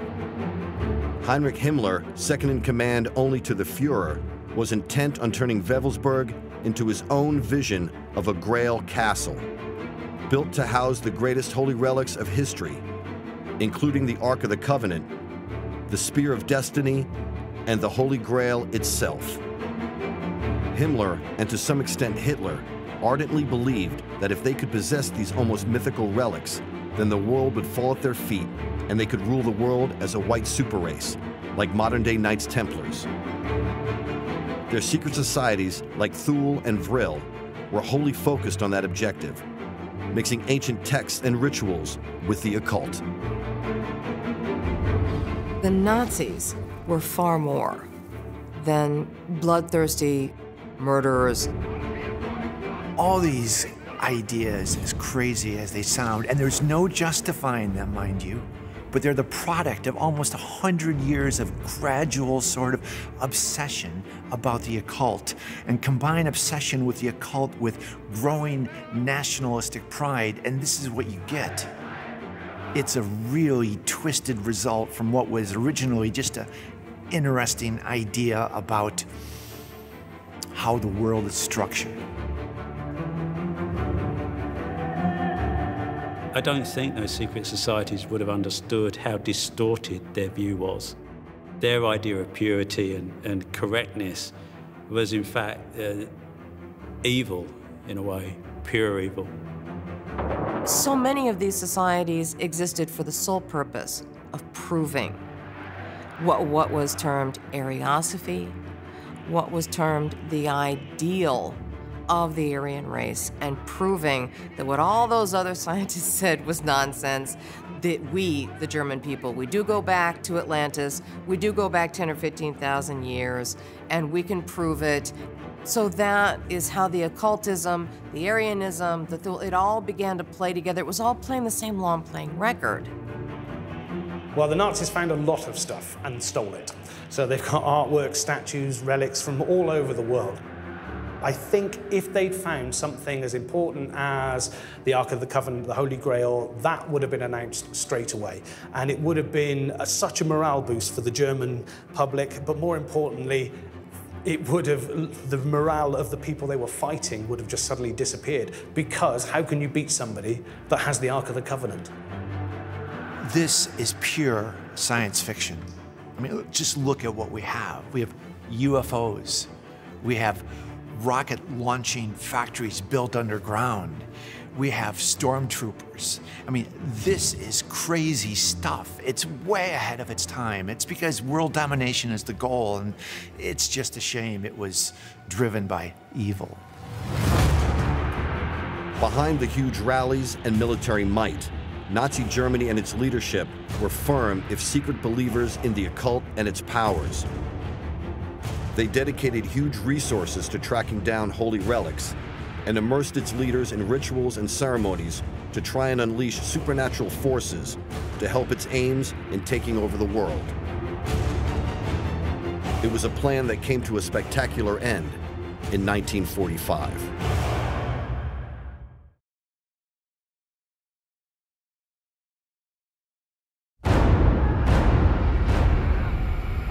The Order of the Assassins was one of the most deadly, notorious, and elusive groups in the medieval world. Legend has it they were a highly trained group of ruthless killers who used ninja-like skills and stealth to silently kill political leaders across the globe. Their assassination of Persian leader Nizam al-Mulk in the 11th century shocked the Muslim world. The Ismaili assassins are without doubt the most formidable secret society that's ever existed. With one political killing, they tore down an entire empire. These young men were skillfully trained, and they were the elite of the elite. They were the Navy SEALs and Marines of their day, an organization of stealth political assassins who take out the head of an organization that creates a schism and causes the whole thing to crumble from the top. In this episode, we investigate these brutally efficient killers, analyze their methods and tactics, and reveal how and why they were so feared across the Middle East.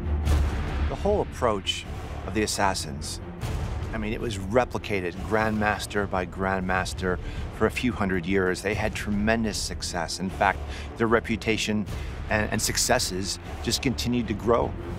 This was the elevation of political murder to the level of strategy. To eliminate an individual who in fact was an important foe was intended to inspire fear among all others. These Ismaili assassins were a formidable force. They were feared by the Crusaders, they destroyed a Persian empire, and it required the superpower of the medieval age, the Mongols, to finally extinguish their threat.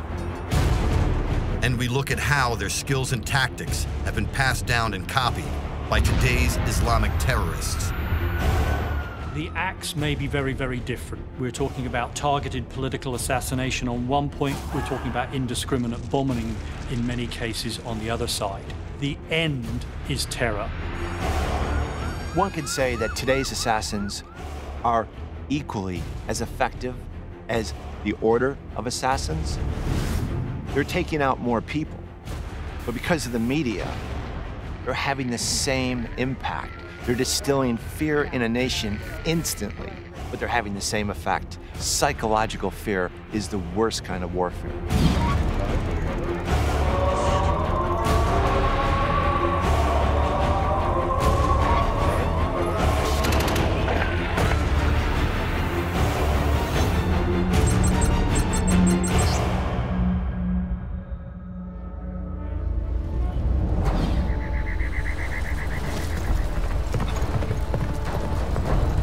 Back in the 11th century, Hassan Isaba, was the founder and leader of a mystical Muslim sect, which was based in the lands which are now modern-day Syria and Iran. They were called the Nizari Ismailis, but also known as the Hashashin by their enemies. Today we know them as the Assassins, a highly trained group of expert killers. They were deployed to remove the leaders of rival religious sects, and their ruthless and stealthy assassinations have become idolized by many of today's Muslim fanatics. The Ismaili assassins really came to be due to that inspiration of one man, Hassan Isaba. And this is a guy who has traveled all over Persia. He's come from Cairo, and now he's trying to find a place to really create an order. His motivation is going to be revenge for his Shia devout faith. He lived as he claimed to believe, that he had no particular interest in the acquisition of political power or wealth, or the conquest of vast kingdoms. There are reports that he, in fact, never even left his house for decades while he studied and elaborated the doctrine of the assassins. Hassan Isaba had a diamond hardness about him. This is a man who's used to living hard, to trusting very few people, used to the concept of safe houses and knowing those people who he could trust, and also therefore knowing that those would be the people who were highly indoctrinated in the same religious faith as him. An internal toughness, bought of being a fugitive for much of his young life, but also has a hard intellectual edge. And I think what comes through in the writings again and again is that he has a strategy and a vision that looks beyond so many of the people who are in the political sphere at the same time. He isn't a military commander. He isn't the ruler of a great empire. He essentially starts out as a preacher. He's a teacher. But he is charismatic, and he has this ability to attract people to him and to inspire their loyalty. He uses religion, in a sense, to bring them on board to his group.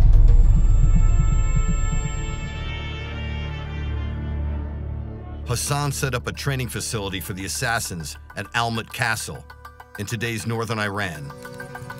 They used ancient drugs, meditation techniques, and the promise of an afterlife in paradise to create an elite and loyal band of killers with complete disregard for their own lives.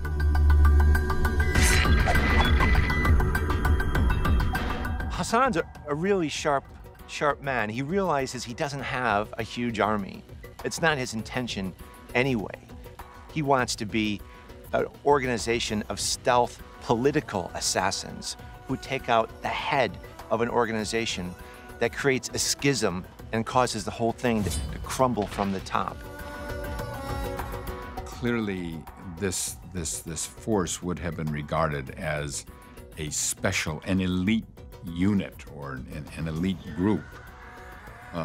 That is, people who had not only the devotion, but sufficient intelligence to carry out these missions. So it would have been a recruiting process not vastly different from, say, recruiting from spies in the modern age, or recruiting the kind of people who were dropped into occupied Germany during World War II, that they had the knowledge of some other part of the world, or language skills, or the capability to get on by themselves.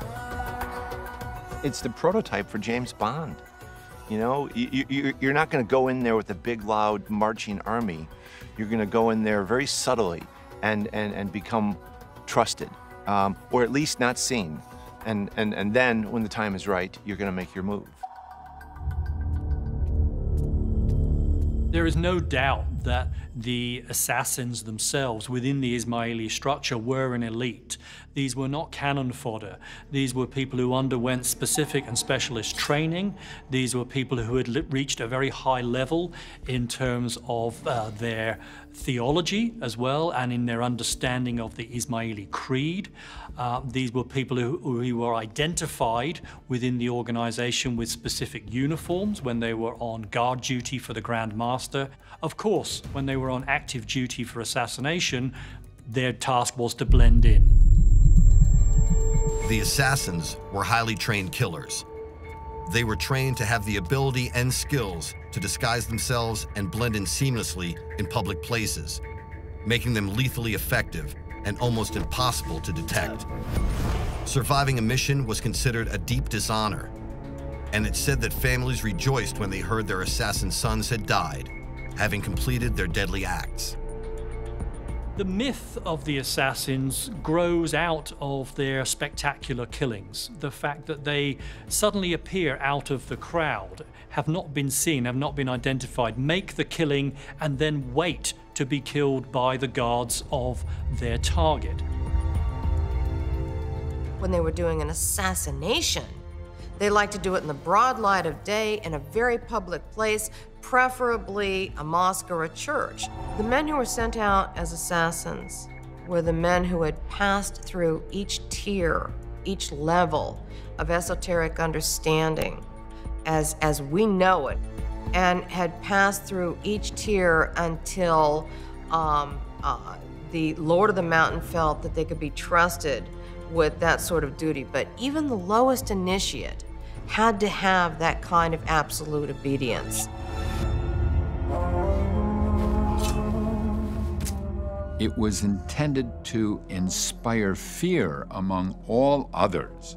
It was a deterrent strategy. That is, if you come after us, the Ismailis, that will be a death sentence upon you.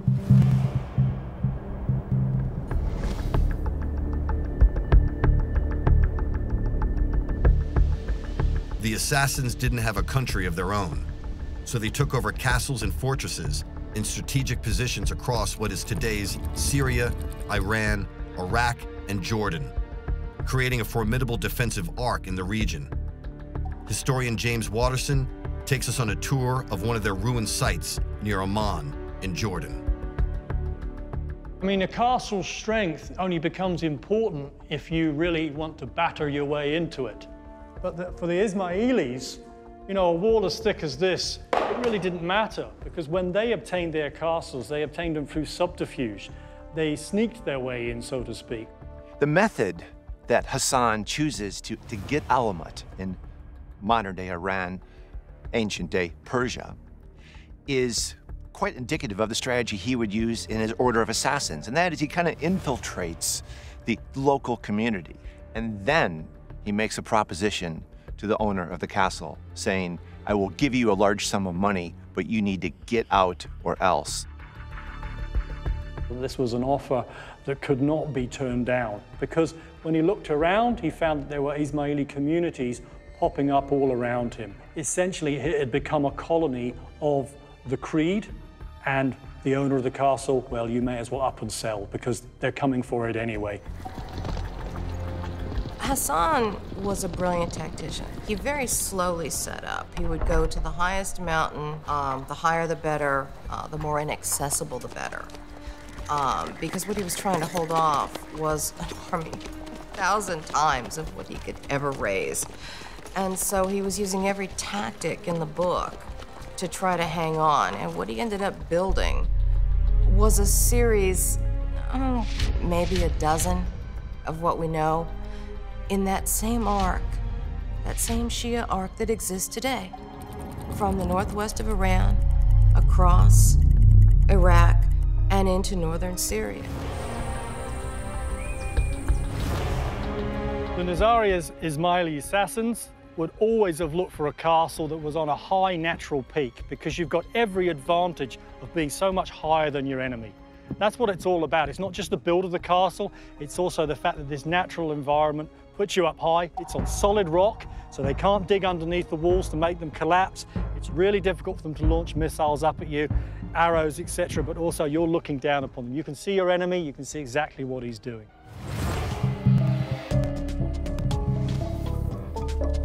Back in the 11th century, Hassan Isaba was the founder and leader of a mystical Muslim sect which was based in the lands which are now modern-day Syria and Iran.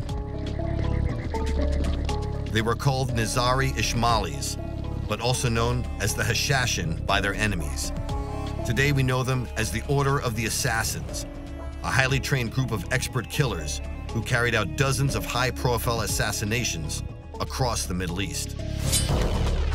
Primarily, they targeted leaders of rival Muslim sects, who they saw as not as devout as themselves, or who had transgressed from the strict observance of their faith.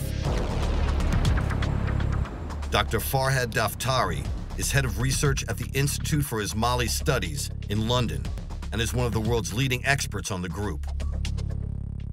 The Ismaili did go on assassinations, on targeted assassinations, to remove the key military enemies of the community because they could not raise and mobilize large armies, as was the case with their opponents.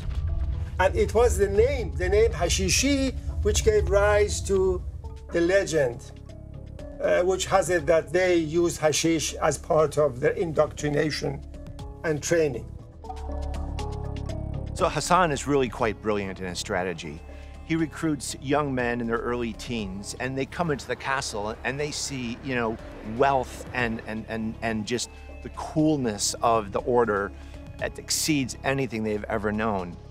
But then he plays on their psychological desire to have a comfortable life with Allah in the afterlife. And what he does is he drugs them with the drink. They pass out, and he physically takes their bodies to a garden that is literally paradise on earth. And it was a beautiful place. It was literally a land of milk and honey. It was heaven as described by Muhammad. It was filled with beautiful women who gave you whatever you asked for. Wine was given them. They spent the night in that pleasure garden. And they awoke the next morning lying in front of the sheik of the mountain, the old man of the mountain. And this is when he tells them, if you would like to return to that state of ecstasy for eternity, then this is what you have to do. Can you imagine the impact that this would have had on a young man? They probably have just had their first experience with women. They've just experienced something beyond their wildest dreams, and now they know they can have that again. And they've been shown this by a man who they respect anyways. He's pious, he's devout, he has the same faith that they do. So these guys will now do literally anything. They will gladly give up their life for the order. To go into enemy territory and to plan an assassination and to infiltrate the staff or household of the intended victim, to plan the operation, to carry out the operation, this is not the kind of thing you would do on drugs. I mean, what people do on drugs is hold up convenience stores and usually screw it up. I mean, we do have whacked out people who are violent criminal predators in our society, but planning something as elaborate as an assassination would be far beyond them. So it is doubtful. Certainly there's no evidence. It appears to be stories spread by individuals who are trying to explain the apparently bizarre behavior of these individuals, or stories who were spread by the enemies of this sect in a way to discredit them, to say, well, they're all a bunch of crazy druggies or something like that. But doesn't appear to have any basis in fact, and operationally would be contrary to the operation and also contrary to the belief system.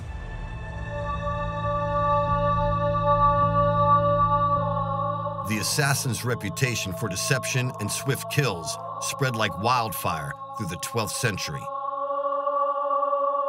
They were highly trained to use both their reflexes and assassination skills to complete their missions, using a specific weapon, a curved knife with a poisoned blade. Professor James Watterson has spent much of his academic life investigating and researching the lives of the assassins. He confirms they were expert knife handlers who were trained to strike fast with extreme stealth. The Ismaili assassin's choice of weapon obviously was the dagger, and the dagger holds a number of advantages for them.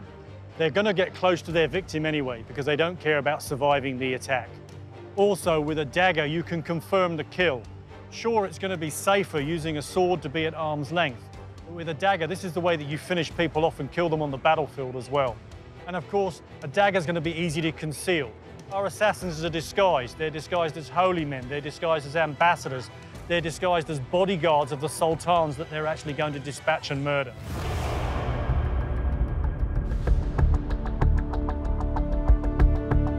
Knives are still highly prized items in the Middle East. Abdel Razak Abu Muhayzin is a third-generation knife maker based in Amman, Jordan. My family makes the knife since 5 generations, since my great-grandfather learned how to make a knife. Well, yes, to make a good knife, you should choose the good steel. It should be solid, flexible, not too heavy. Well, the best knife for Hashashin to kill is the double-edged sharp knife, or dagger. The dagger that an Ismaili assassin would have used is a double-edged blade. That means that you can stab down into the victim between, if he's wearing a chainmail coif that covers the neck and head, and then an armored breastplate, you can get in between that with the double-edged blade and stab downwards. But also, of course, you can slash as well.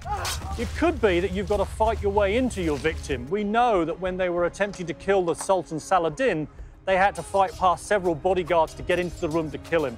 That would have been a slashing motions to clear the way, and then the stab down. So double-edged, very strong blade, and we know that the steel made in the Islamic world at this time was of a high-intensity, strong steel, carbon steel blade, and again, an ability to slash and also to stab down too.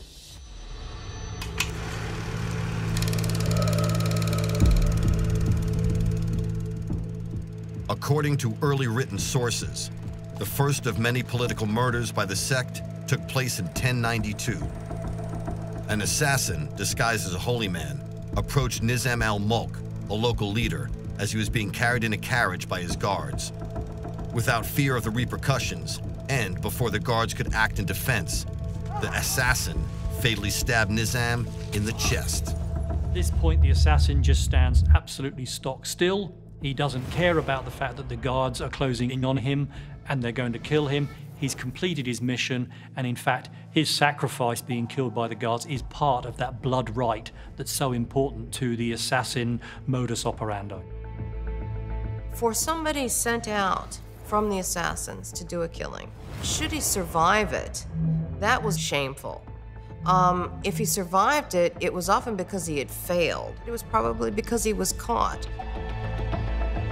With the assassins, we have all those elements of a secret society. They are clear-minded about the mission. They spent months, long periods of time, getting close to their victims, and then at that point, seizing the moment to carry out the murder. If we have assassin sleeper cells that are waiting for the order from the Grand Master to actually undertake a political killing at the right time, and at an appropriate juncture, then how do you get those messages to those sleeper cells, and how do you keep sleeper cells safe? This is through the lay followers of the faith. Merchants, we know, were very commonly Ismailis, and of course merchants enjoy free passage throughout the Islamic Empire. Also, the movement of money in the Islamic Empire was relatively simple and straightforward. Our word check is an invention of the Islamic word sak. It means I could draw money in a bank in Alexandria, even if the bank is somewhere in Western Persia. So these are the underpinning structures through which the assassin can move relatively freely to get safety, then to get close to his target, and then for the Grand Masters to send that message so that not only is the killing going to take place, but it's going to take place at the right strategic moment for the Grand Master. The message they were trying to leave was, you're not safe. You think you're safe. Because in those days, they had the same philosophy that infested the Middle Ages all the way through, that they were higher, they were surrounded by their own personal bodyguard and their personal troops, and the message they were getting was, it doesn't matter if we want to kill you, you're dead. The Order of the Assassins were a highly feared Muslim medieval killing force who carried out targeted assassinations of Middle Eastern leaders in the 11th and 12th centuries. Their leader was a semi-mythical figure, Hassan Isaba, who used a wide range of training techniques, including the use of meditation and the drug hashish. Primarily, their targets were leaders of rival Muslim sects, who they saw as not as devout as themselves, or who had transgressed from the strict observance of their faith. The assassins operated as small 1- or 2-man teams, who struck without warning and often without detection. One of their most infamous encounters was a deadly threat that was sent to the Turkish Sultan Saladin, the ruler of Egypt at the end of the 12th century. But rather than killing him, they relied on psychological intimidation. These guys are now the world's elite political assassins. And a great example of that is when they chose not to kill, but to incite fear. The Ismaili assassins, this time in Syria, they had a Grand Master called Sinar. He knew that even if he killed Saladin, there would be a replacement. One of his brothers would replace him, Saifuddin, for example, or one of his sons, or even one of his nephews, and that they would still face a formidable foe. So what he attempted to do, the Grand Master in Syria, was to bring Saladin to a point of negotiation. And he did this through psychological terror. This incredibly powerful man, Saladin, while he was laying siege to a Syrian city, very close to where the assassins were in the west, he awoke one morning, rolled over, and found, to his horror, an assassin dagger in the sand next to him. Waking up beside a dagger implanted in the earth beside his bed with a short note saying that we already hold you, we can take you at any time. Imagine the fear. How could they possibly have penetrated our security? How did that happen? They must be everywhere. The psychological fear totally changed the Sultan's behavior and policy. Result achieved. Nobody had to die. But he got exactly what he wanted, the Grand Master did. As news spread across the Muslim world of their killings, and more importantly, their tactics of intimidation, the legend of the assassins was slowly born. Within the space of just a few years, they became the most feared military group in the world. Even at the height of its powers, the Ismaili sect would have had very few Fidayeen assassin operatives in the field. But what is important is the psychological impact of these spectacular killings. The fact that they suddenly appear out of the crowd, have not been seen, have not been identified, make the killing and then wait to be killed by the guards of their target. There is also an important part of this. Few of the killings in Syria take place in the courtyard of the grand mosques. These are the most public places. The crowd will spread these tales throughout Syria. It's obvious in that respect. But what also happens is there becomes a myth of the Ismaili assassin. They start to acquire in these stories supernatural powers. There's a story of the Grand Master of Syria who was known as cultivating these stories as well, that he could turn into a gigantic glowworm, that he could levitate or if he could float around the castle, etc., that he could metamorphose into a snake, that he could have conversations with horses, that he understood the secret language of animals. And they lived on a potent reputation of being sorcerers, terrifying men with terrifying secrets and terrifying powers that inspired detestation amongst the Sunnis especially, and fear amongst the Franks. Everyone was afraid of them. They were oppressed a lot, so a lot of the motivation of the order appeared to be taking out political leaders who opposed their view of the world. Paranoia is a perfect word to describe the disorder and the chaos that occurred inside an Islamic royal court once an assassination had taken place. There was deep distrust of people that you worked with. People were looking over their shoulders at all times. There are stories of individuals wearing armor at all times of the day and night to avoid assassination. Such was the fear of the blade of the Ismailis. There were not thousands of assassinations. There were not hundreds of assassinations. By the best count that we have, during the decades that the original leader commanded the assassins, there were 50 assassinations, a small number. And yet with those 50 targeted killings, this group was able to create this legend, this fear.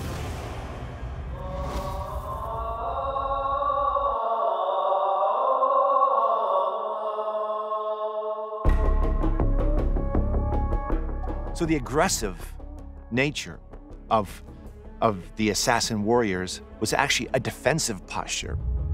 By taking out political leaders, they were preserving their religious turf, as it were. The Ismailis and the leader of the Ismailis, his primary objective was not to go out and kill people. His primary objective was to awaken people, to call them to this belief system. The use of the assassins was a necessity to defend the followers. It wasn't the objective. To add to their mythological status and legend, the assassin's founder and Grand Master, Asani Saba, also had a favorite, if rather gruesome, party trick, which he would play on his followers. He would call together the faithful, and he would bury a man in a hole very near where he sat, and all you would see is the man's head and a plate closed on either side of his head. And he would have the man talk, and he would say, you see, this man is dead, it's only his head. He's talking to you, the dead is talking to you. And he would tell all the faithful, get out and go away, and once they did, he'd pull the poor guy out and cut his head off and carry his head out. You know, I mean, nobody questioned at that point that the man had been dead the whole time, but he could make the dead talk. The Assassins were a legendary group of highly trained killers that operated across the Middle East in the 12th century. Their mysterious leader was Asani Saba, who ran a mystical sect which was based in the lands which are now modern-day Syria and Iran. They were a highly trained group of expert assassins whose reputation spread across most of the world and down through the centuries, influencing many of the Islamic extremists today. Although the assassins had essentially died out by the end of the 13th century, experts can see lots of similarities between them and modern-day terrorist groups. Brian Michael Jenkins is an expert on terrorism and has briefed both the Pentagon and the White House on the subject. There are a number of parallels between the assassins and contemporary terrorism. For one thing, those who commonly resort to terrorist tactics lack power in the conventional sense, and therefore they have to adopt tactics and strategies that do not try to match the military superiority of their foes, but instead take advantage of their own capabilities. Instead of full frontal assaults, open battle, they're going to operate by means of treachery. I think it comes down to that key word of terror. The acts may be very, very different. We're talking about targeted political assassination on one point, we're talking about indiscriminate bombing in many cases on the other side. But the end is terror. The Ismailis managed to produce that terror by the skill of their operations, but also the fact that there was a psychological component by the paranoia that this sowed amongst the royal courts, the feeling that there could be an Ismaili assassin amongst one's bodyguard, amongst one's family, amongst one's close confidants. Modern day terror, I suggest, does that by the mass effect. It does that by the sheer size of its body count. And the fact that we feel vulnerable as a society rather than as the individuals at the top of the society. The Ismailis worked at the top of the pyramid of power, and that's where they sowed the seeds of paranoia, that's where they sowed the seeds of doubt, and that's how they brought states to the negotiating table, and that's how they managed to survive. The terrorists of today, or the assassins of their time, manipulated perceptions. They created fear and alarm, which caused people to exaggerate their strength. The way an assassin approached his target was very much different to a modern terrorist, but unfortunately a lot of people don't see that. And I'm not saying only Westerners have been taken in by this myth. It is entirely possible that an ISIS lone wolf assassin might be inspired by the assassins. That doesn't make it any more true.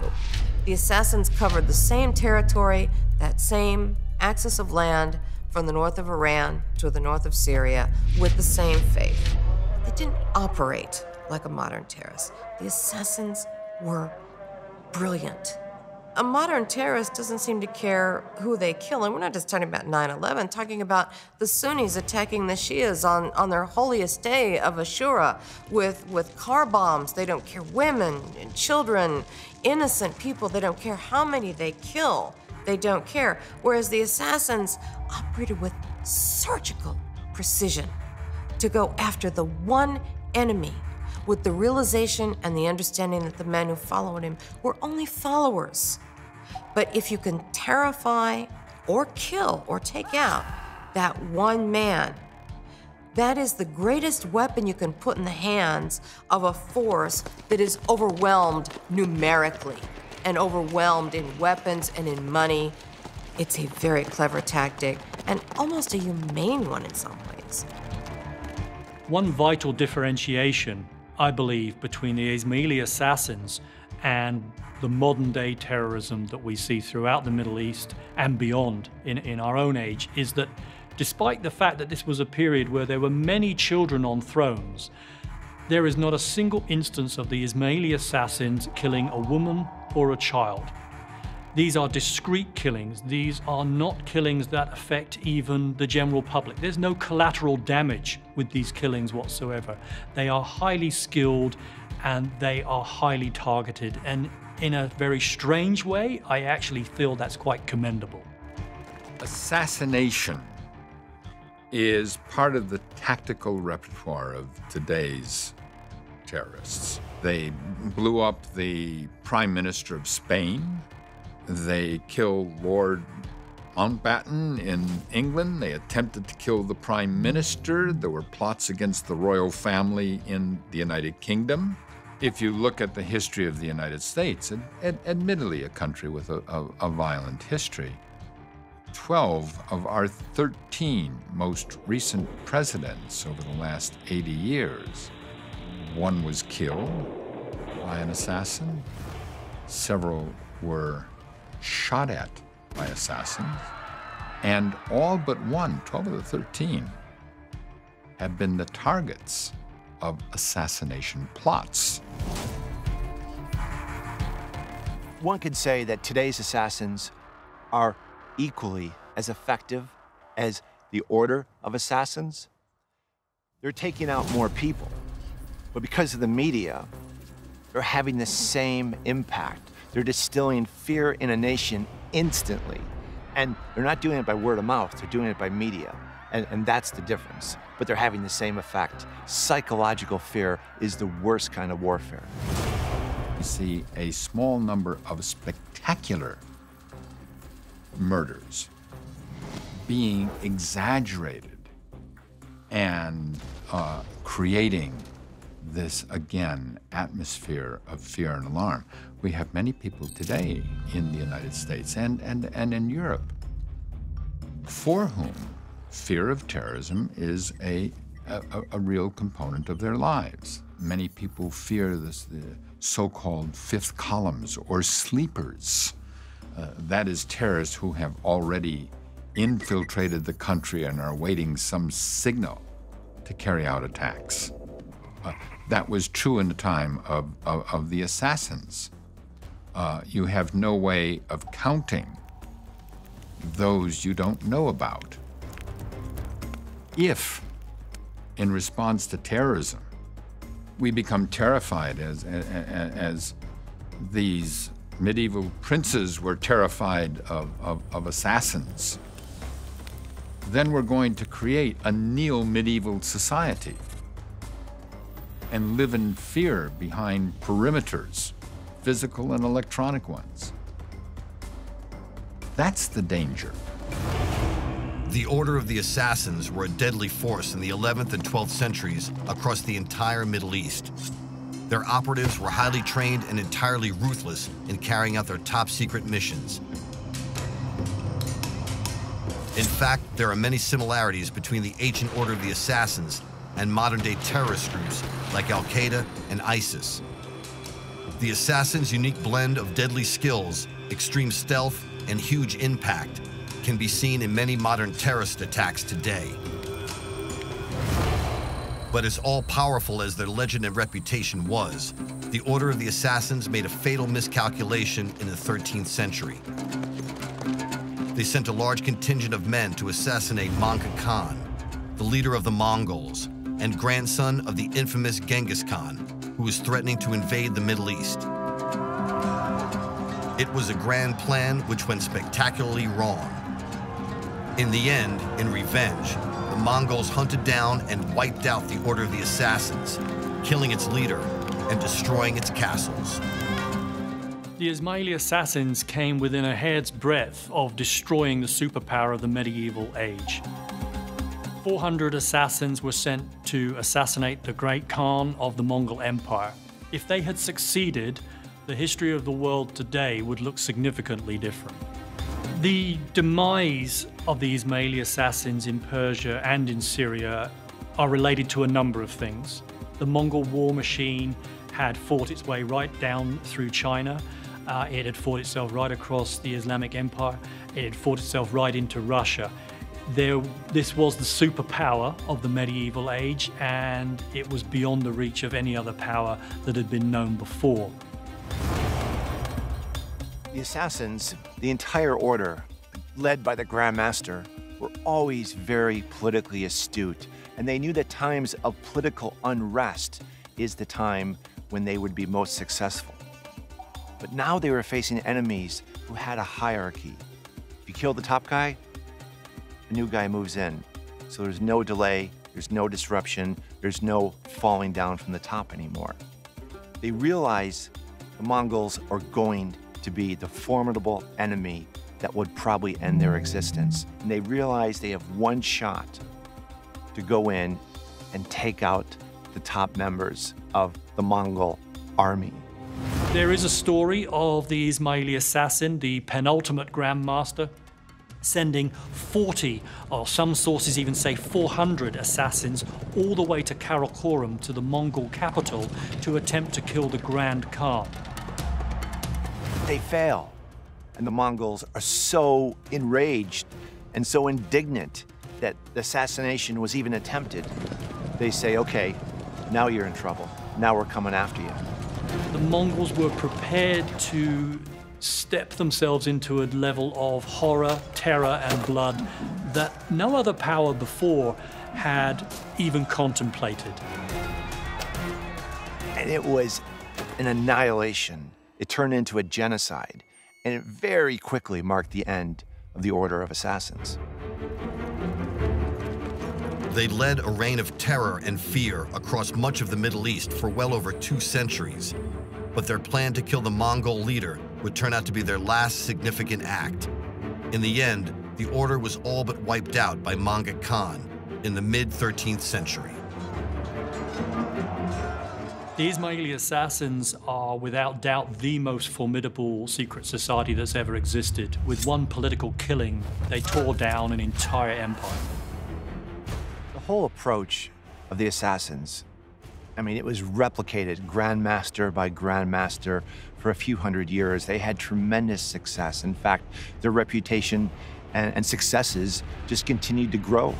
These Ismaili assassins were a formidable force for nearly 2 centuries. They were feared by the Crusaders, they destroyed a Persian empire, and it required the superpower of the medieval age, the Mongols, to finally extinguish their threat.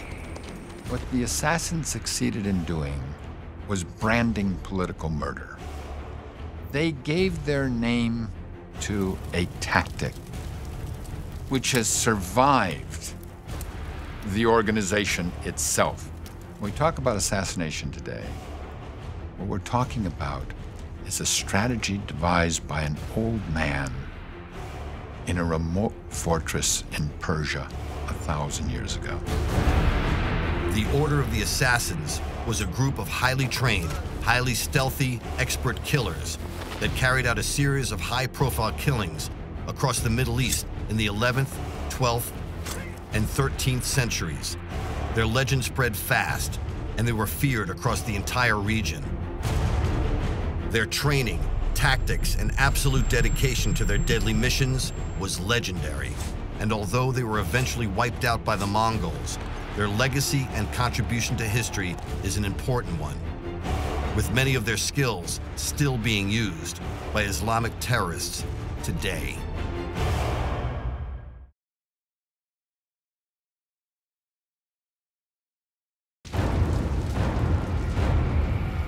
The Ku Klux Klan is the most notorious white supremacist group in the world.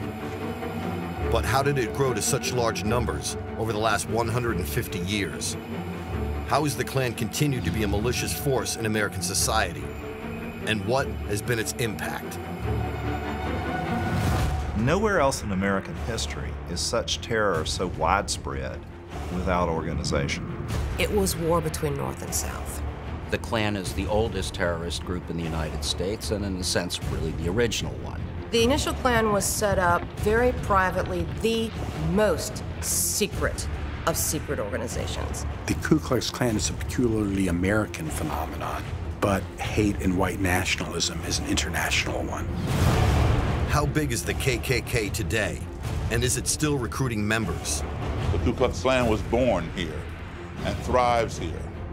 I didn't say thrived, I said thrives here. The advantage of having a secret society is that nobody knows what your numbers are, nobody knows where you are. I think the Ku Klux Klan will be with us as long as we have people with hate in their hearts. And I think the real threat from the white supremacist movement probably takes a different form today. And is America heading for a new race war? You cut off its head, you think it's dead, and eventually it grows another head. These are folks who have kept away from the cities, who want their countryside preserved. They endlessly see an invader, and they endlessly see that any change, whether it is with a flag, or a law, or a custom, will endanger them. We have always had political extremism of one stripe or another, but never in such a kind of criminal form as we see it in the Klan. The Civil War has never ended. It's still the fight that America fights for its own identity. Southerners are still Southerners, they've been hundreds of years. Northerners are still Northerners. What saves us are all the new people who come and keep between us. We go inside the KKK today to reveal the truth about the most infamous white power group in the world.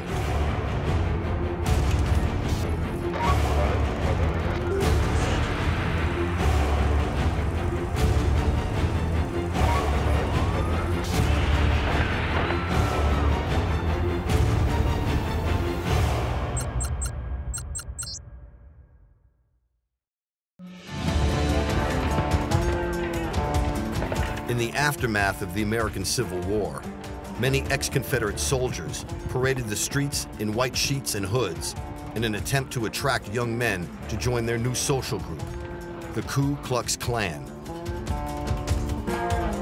They saw the abolishment of slavery as a threat to their country and God-given rights. As a result, Klan membership quickly grew to millions across the whole southern United States. The secrecy was tantamount as their crimes escalated, often committed by senior society figures. Well, the Klan initially arose in pretty much a direct response to what happened at the end of the Civil War, the freeing of the slaves and ultimately the making of citizens of the slaves. It began in a small town in Pulaski, Tennessee, near the Alabama border, and really what it was initially was a kind of prankster society. There were 6 ex-Confederate officers who got together, who were bored in this small town, and decided to form a little club. They used the Greek name for circle, Kuklus, and that is where the name Ku Klux Klan comes from. They dressed up in all kinds of wild outfits. This pretty quickly turned into more or less harassing black residents in the area, making fun of them. They would do certain kinds of things like dress up in such a way that was supposed to suggest that they were the ghosts of Confederate officers from the Civil War. The story that 6 young men met to form a kind of social club with a kind of mystical circle in it probably has a kernel of truth. But I have always believed that the Klan started in places like Pulaski, Tennessee, because it was in the edge of what was a cotton-growing area. Almost everywhere you find the Klan in 1866 and 1867, it is young men trying to resurrect their lives in places where cotton had once been king, and they wanted to restore that. The initial Klan was set up very privately, the most secret of secret organizations. No one really knew for certain who was in the Klan, but the only name connected with it was the ex-Confederate General Nathan Bedford Forrest. It developed into a movement, essentially, of small, like-minded groups that popped up in various places around the South. It wasn't until about 2 years later, 1867, where a meeting was held in Nashville where Nathan Bedford Forrest, a former Confederate general and slave master, was made the Grand Wizard, which was the title for the leader of the Ku Klux Klan for the very first time. Forrest really led the Klan through its very most violent period and, in effect, terrorized, in particular the Republican Party, into staying away from the polls, into backing away from any kind of political work, and so on. The first Civil Rights Act with any teeth was passed in 1871, along with something called the Enforcement Acts, and they were passed because of the violence being perpetrated by the Klan. They were passed by President Grant, who had had enough. And he also declared the Klan a terrorist organization, which meant that if you were discovered to be a Klansman, you could be hanged. And so the membership was very secret, and we really don't know how many. Historians play games, make estimates, maybe 15% of the white males, but we don't know. In fact, at the beginning of the 20th century, it's estimated that the first incarnation of the Ku Klux Klan membership had grown to an incredible 5 million people, some 25% of the South. We know very little about the ritual of the Klan. Again, these men, they lived underground like moles.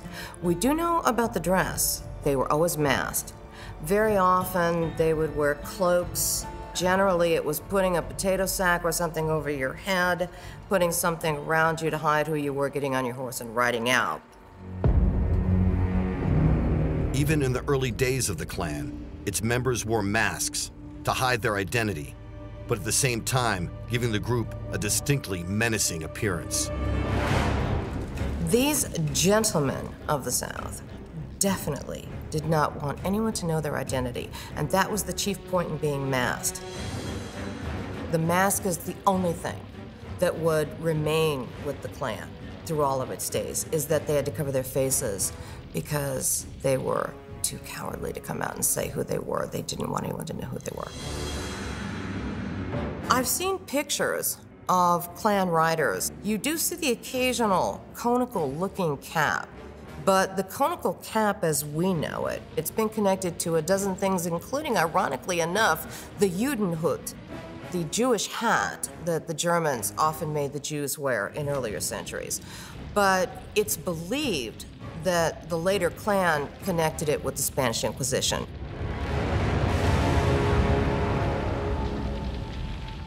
Today, the mask and conical hoods have become the most powerful symbols of white supremacy and the Klan that exist. To me, the Klan has always been a very logical manifestation of rural life, that you band together for survival, that you go through certain rituals that give you power, in a place that often makes you feel powerless. By banding together, that power can manifest itself far more effectively than through individual protest or, shall we say, individual acting out. The Klan has an ethic of the group dynamic that I think reappears each time the Klan reappears. A Klansman or Klanswoman, they come from all walks of life. So they have different perspectives. But one thing they all hold at the top of their priority list is preservation of the white race. Behold the fiery cross, still brilliant. It shall burn bright as morning for all decades. I mean, look, despite the fact that the Klan today is incredibly weak, the reality is that individual Klansmen still pose a very real and significant danger, at least to people immediately around them. Let me say that the cross is an inspiration, a sign of the Christian religion, a symbol of faith, hope, and love. Amen. Amen. The Ku Klux Klan is the most notorious white supremacist group in America. But how did this group grow to such large numbers over the last century? What impact has it had on politics? And what influence does it still have today? In 2015, there are estimated to be about 5,000 Ku Klux Klan members in the US, nearly all in the southern states. They regularly get together for rallies, barbecues, and even cross burnings. Members include teachers, accountants, hospital staff, and even local politicians. A lot of Klan members are also in the military and carry concealed weapons. They allowed our cameras to film a gathering in Roxborough, North Carolina. This is a social gathering that we're having. It's part of the Klan, the Ku Klux and the Loyal White Knights of the Ku Klux Klan. And our goal here today is to have a meeting to gather our white race together and wake up white America and let them know what's going on in the world. Our race, our history, our culture, our heritage comes from thousands of years of history, and we don't want to lose it. And it's being destroyed by Zog. Zog is the Zionist-occupied government. The Jews own everything. And through all the retail stores and the advertising flyers that you receive in the mail, all they show is this racial mixing, and we're tired of it. Well, this is the national rally, and brothers from all over the states are coming in, and it's a good place where we're all together and can do this. We're part of this organization to help save our history, because we are losing our history. I want my son to grow up knowing what's right. I mean, you know, black and white dating just ain't, I don't agree with it. My son needs to learn and know how I feel. You know what I mean? We try to, that's what we're here for, fighting for, every day. That's what I joined for, and that's what I want my son to say. I mean, it's all about the white kids. That's what we're here for the future generations, to teach them. If nobody teaches them, they won't know the truth. The Klan has always brought the family along, because if what they're trying to perpetuate is family and what they perceive to be the pure family values, it's very much like farm life always was. The kids learned the chores from early on. They increased their ability to do the chores as they matured, and when the adults aged out, they took their place.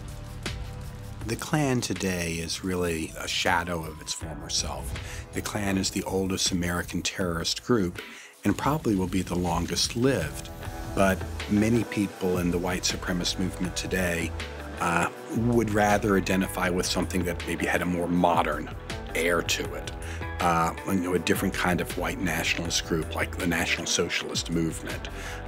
So although the Klan is kind of falling on hard times, there are probably 70 chapters, 23 or so different organizations all fighting amongst themselves, maybe 4,000 or 5,000 Klansmen.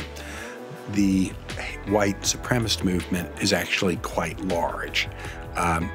For example, there are at least 300,000 registered users on something called Stormfront, which is the leading neo-Nazi portal. And most of those people are, of course, people in this country. And so, the number of people involved in the white supremacist movement is large. They don't typically identify with the Klan. And in many ways, there's a kind of a floating away from organized groups because the internet is so powerful. I don't have to go to a Klan rally. I don't have to go to a cross burning to get my fill of hate. I don't need to go into a meeting to get my racist views validated any longer. I can get them validated, just sitting in my pajamas at my house, Dylan Roof was someone like that, the Charleston shooter. He's kind of radicalized online. No evidence that I ever went to a meeting of any sort. But he clearly had, drunk the Kool-Aid of white supremacy. 2 members of the Ku Klux Klan were arrested today in connection with the death of a young black man who was beaten and hanged from a tree in Mobile, Alabama. The FBI says Michael Donald was killed in a random act of Klan revenge for the murder of a white policeman. On March 21st, 1981, a 19-year-old African-American man, Michael Donald, was stopped by Klansmen in Mobile, Alabama. He was then viciously beaten, hung from a tree, and then dragged down the road behind a vehicle on a rope. It remains one of the most brutal, racist attacks in American history. The local police chief today is Lawrence Batiste. We are headed to an area of town where Michael Donald was hanged by a number of individuals in his community, which claimed association or ties with the Klan. The death of Michael Donald created a feeling of fear and apprehension. Didn't really know where you could and you could not go as a result of Michael Donald's death. We first became involved in the Michael Donald case by really reading about in the newspaper. There was this talk that it was a drug deal gone bad. We were suspicious of that always. The FBI and the Justice Department broke the case. We saw the 2 people who were convicted. One person had pled guilty, another person was convicted at a trial, and the rest of us thought, it wasn't just these 2 fellows. There must have been something more behind it. The Klan had a long, long history of violence, and we began to investigate the case quite extensively. We're currently on Michael Donald Avenue. This sign here is a landmark for Michael Donald. It says on March 21st, 1981, 19-year-old Michael Donald was abducted, beaten, killed, and hung from a tree by members of the Ku Klux Klan. To have a black man hanging from a tree sent a message that racism still exists. It may exist in secrecy, but it still exists, and that there are people in this community that have a stake in saying, we don't want you guys here. And so it did send a loud message, sent the message that you need to be careful about where you go, when you go, and who you go with. Stop the Klan now!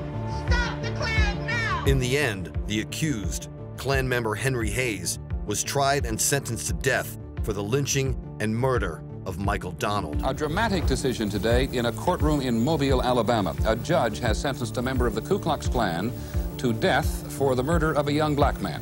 What happened to Michael Donald was a terrible thing. These men who lynched him, one of them's been sentenced to death, one of them's in jail for the rest of his life, and that's where they should be. but you can't hold the organization responsible.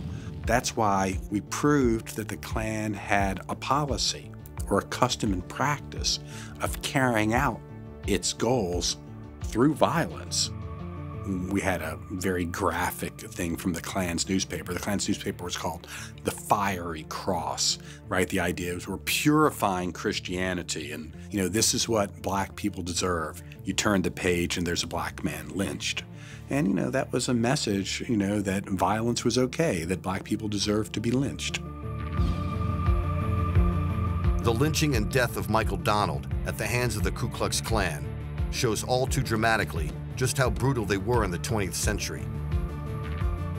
And this tragic incident proves what many still fear, that the Klan still has an extreme element who are willing to torture, maim, and kill to get their dangerous ideology across.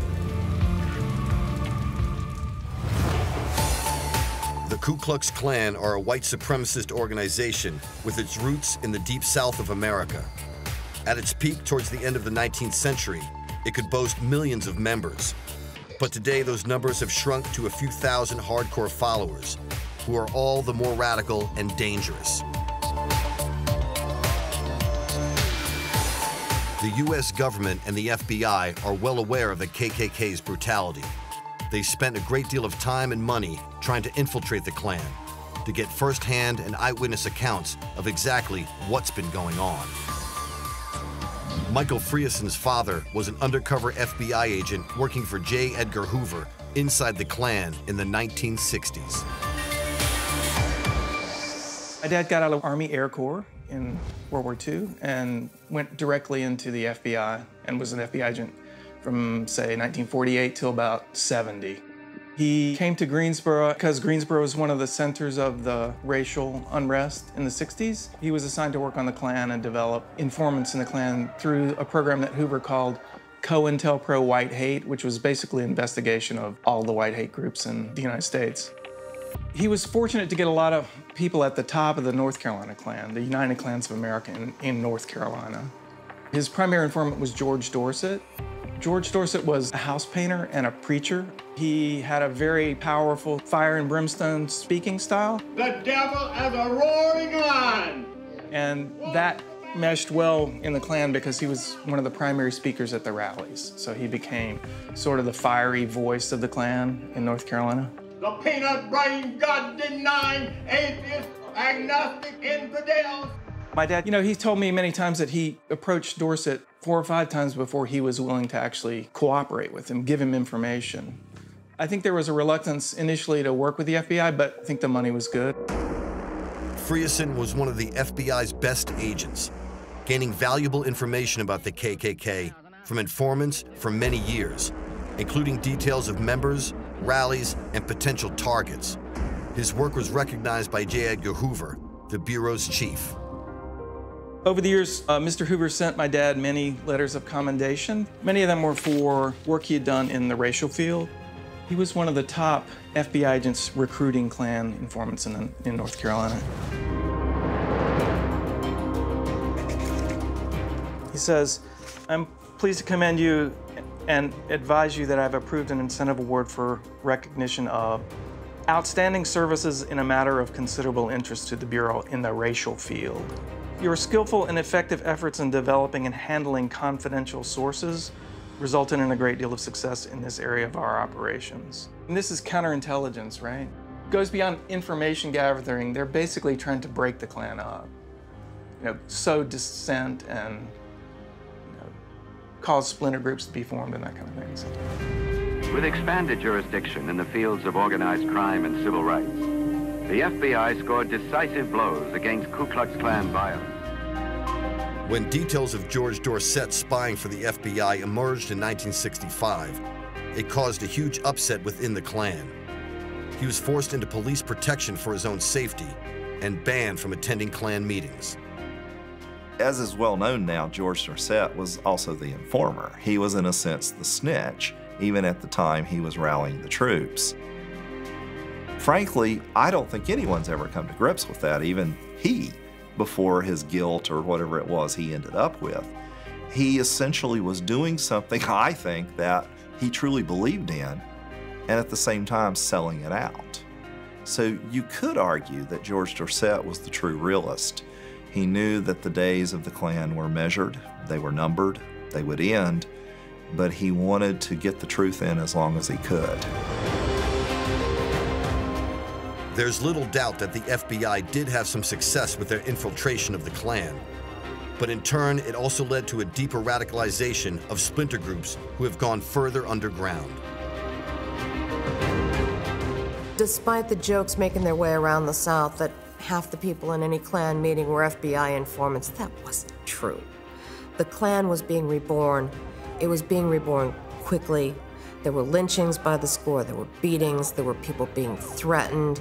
It was very much a replay of something that I think most Northerners and intellectuals thought was long dead.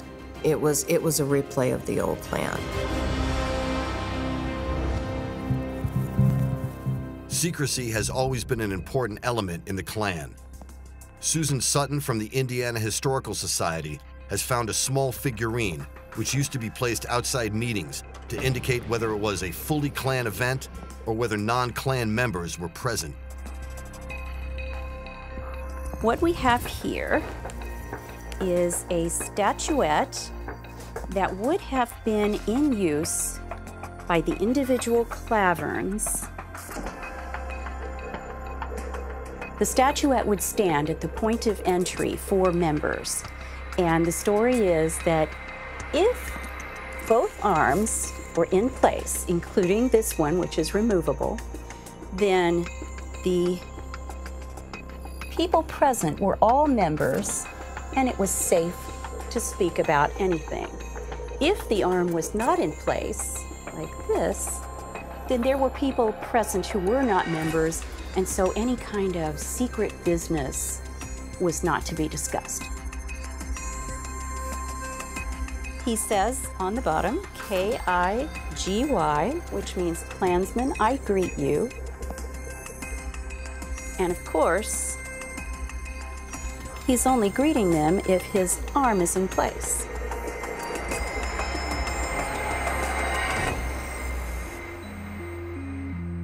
The advantage of having a secret society is that nobody knows what your numbers are, nobody knows where you are. And as far as the way the Klan viewed itself in terms of their secrecy, they had no shame about being secret. They knew that being so secret inflated their numbers in people's mind. The so-called mystery and sexiness of the Klan is such that we actually have tiny little Klan groups popping up in places like Australia and Germany and so on. There's a kind of weird romance associated with it.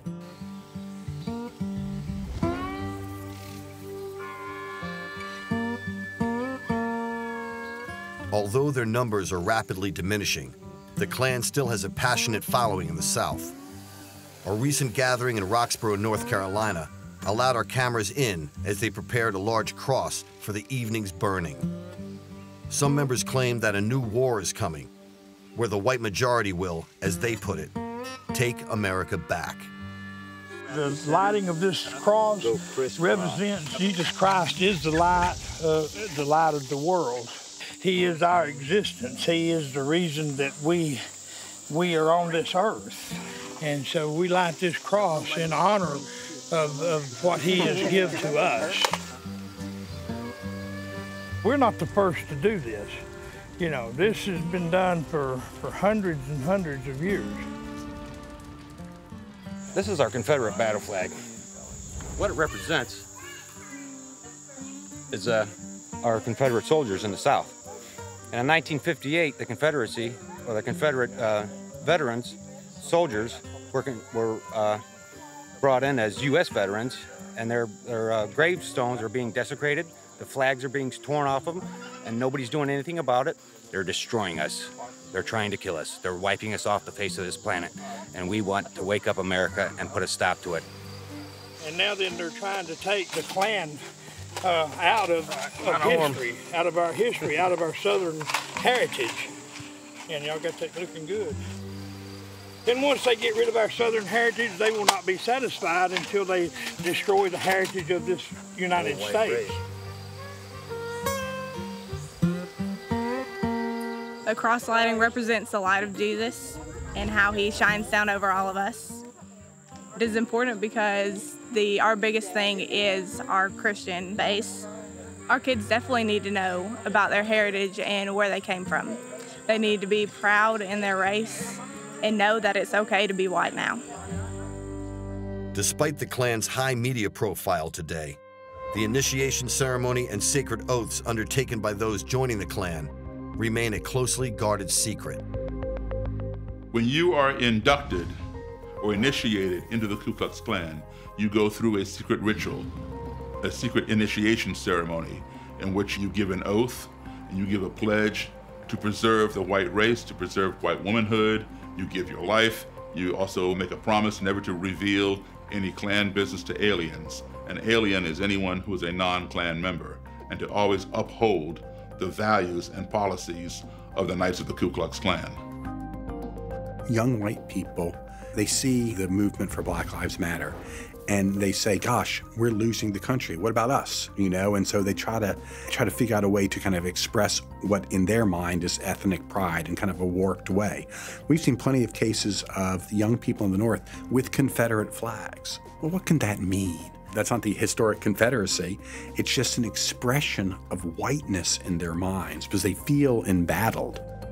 There are no real boundaries in this. It's just part of a social movement that takes your money, organizes your energies, and engages your families.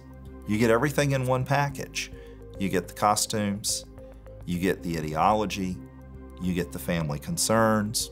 It has elements of the church, it builds community, and most of all, it keeps out the alien.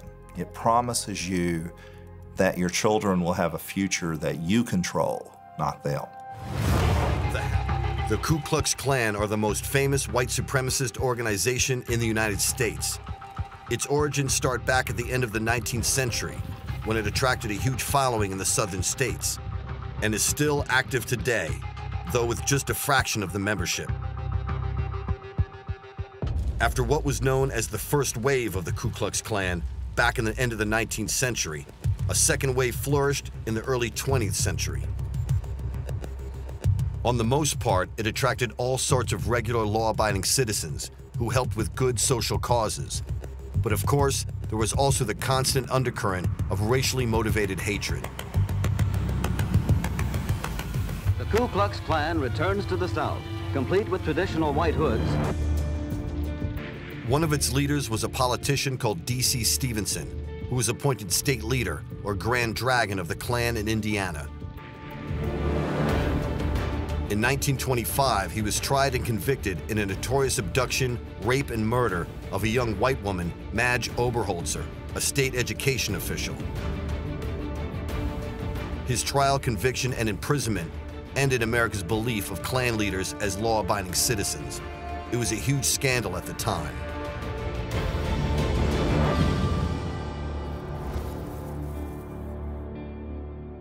This is Irvington, and this is where D.C. Stevenson decided to build his mansion, over here.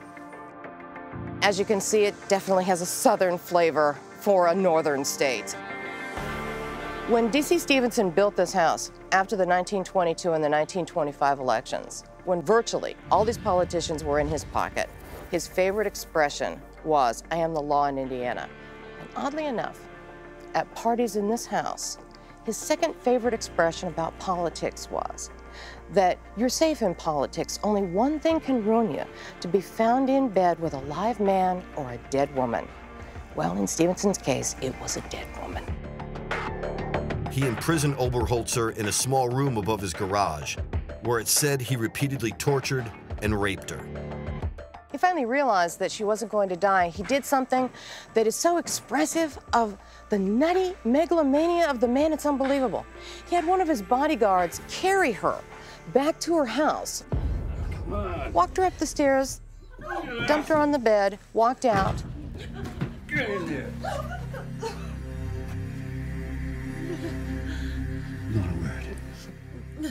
When the boarder said, "Who are you?" he kept his face down. He said, "My name is Taylor. She's been in an auto accident, but it was a mild one. She'll be fine," and walked out the door. Then, when the boarder who was in the kitchen at the time. The rest of the family was gone, again, looking for Madge. She climbed the stairs and found Madge on the bed.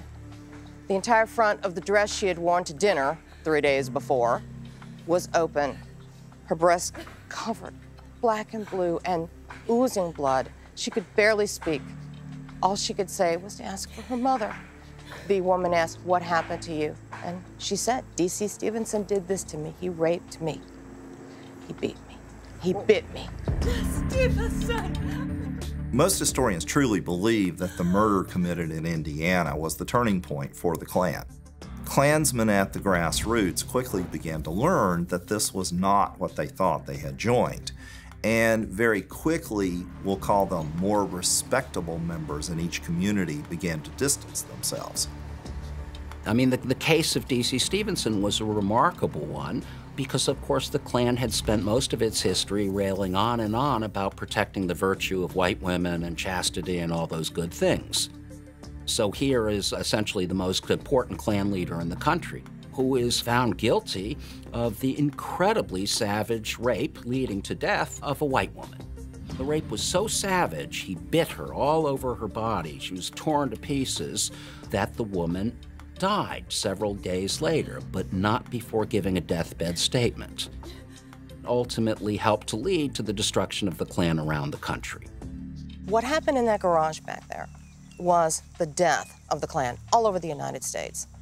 You have to remember that Stevenson chose the venue for the trial. It was in Noblesville, a heavily Klan area at that time.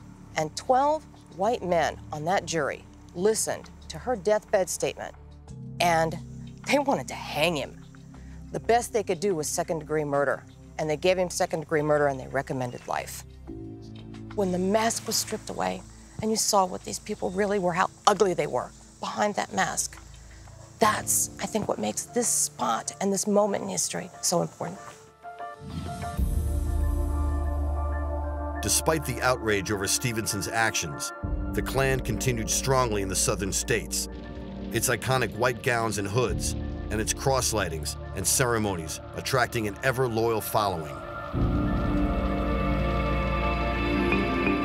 Daryl Davis is an author who's written about the Ku Klux Klan. He also has a collection of KKK robes. This is the robe of an imperial wizard. This is called a myoke, a blood drop emblem. The red circle, the white cross, and the red blood drop here. And if you look at these black lines here, they form Ks. There are 4 of them, and they stand for Knights of the Ku Klux Klan. The white cross, of course, represents Christianity, and the blood drop means that they will shed their blood to preserve the purity of the white race. I think, the Klan has the best, uniforms out of all of the fraternal organizations out there. Now I've looked into masonry and all like that over the years, and I found it quite boring. And with the Klan, it never gets old. This, of course, is what we call the hood and the mask. Some people call it a helmet in Klan terminology. Well, the Klan traditionally has been a secret society. And while they remain in secrecy, with people not knowing who they are, that can invoke fear in other people. And fear is the most powerful tool to control your enemy. Some people have jobs, and should it be known to their employer that they are a member of a subversive organization, they could lose their job. So it's best that people not know who they are, thus they wear the mask. Daryl Davis also has the uniform of a Baltimore police officer who was in the Klan. He was not an undercover police officer in the Klan. He was a bona fide Klan leader on the police force. This is in recent times, just back to the 1970s. The Klan is still thriving, and it's thriving more and more every day with the advent of a black president being in office, with the advent of more and more people coming into this country, immigrants who do not have white skin color. The Klan sees that as a threat. So that's why we're seeing the rise in recruitment efforts. We're seeing the rise in lone wolf attacks, because their thinking is, hey, if the Klan can't do it and the neo-Nazis can't do it, and if you want to get it done right, do it yourself. 10,000 white women were raped by a black man. Guess how many black women were raped by a white man? None! Because the Klan of the 60s was so much a terrorist organization, membership was extremely secret. There was certainly infiltration at certain points by law enforcement, but by and large, in the South, the Klan had very good connections to police departments. So there were police departments like Birmingham, Alabama, that were essentially allies of the Klan, and that was true all around the South. You know, you found very often that police officers would be secretly members of the Klan. It was very much a secret society because, of course, it was engaged in terrorism of the most extreme kind.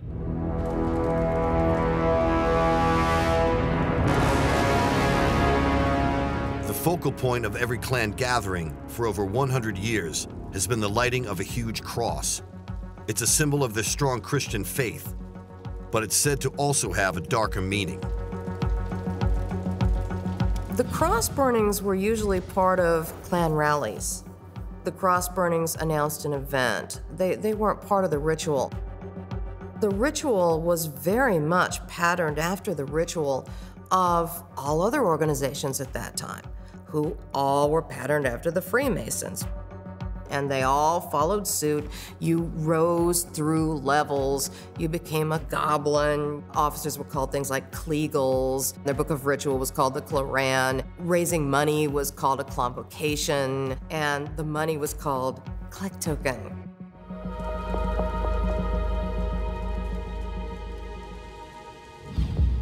The burning of a huge cross is still very much part of KKK ceremonies today. And despite the differences and rivalries between different Klan groups, it's one element they can all agree on.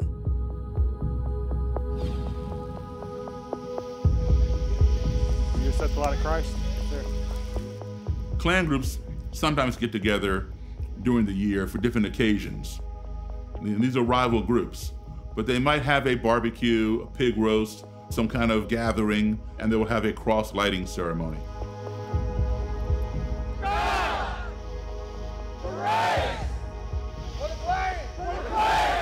It's called a cross lighting when it's done ceremoniously. When it's done as a threat or intimidation, it's called a cross burning.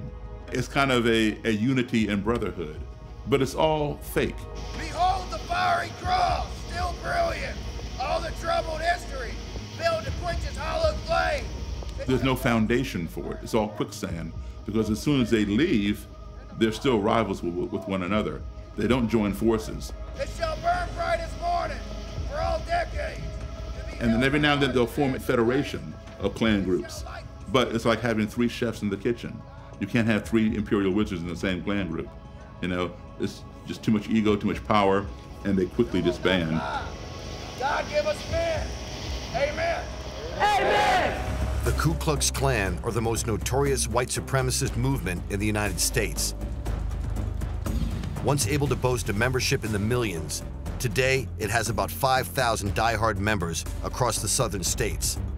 They meet regularly to don their infamous white robes and hoods and to set fire to enormous crosses. But what does the future hold for the KKK? The Klan really has been a generational phenomenon. If you think about it in the broadest context, the people who first met in Pulaski had children and grandchildren who would then join the Klan about a generation later. And those people had sons and grandsons who joined the Klan about a generation later. There have been 3 waves and 3, broadly speaking, generations that have attempted to keep the South in its traditional mode. That may be going away today, but there are remnants of it still around. The Ku Klux Klan finds itself today at a crossroads. Its aims and its racist beliefs appear more out of touch than ever before. In July 2015, the Confederate flag was lowered for the last time outside the state capitol building in Columbia, South Carolina.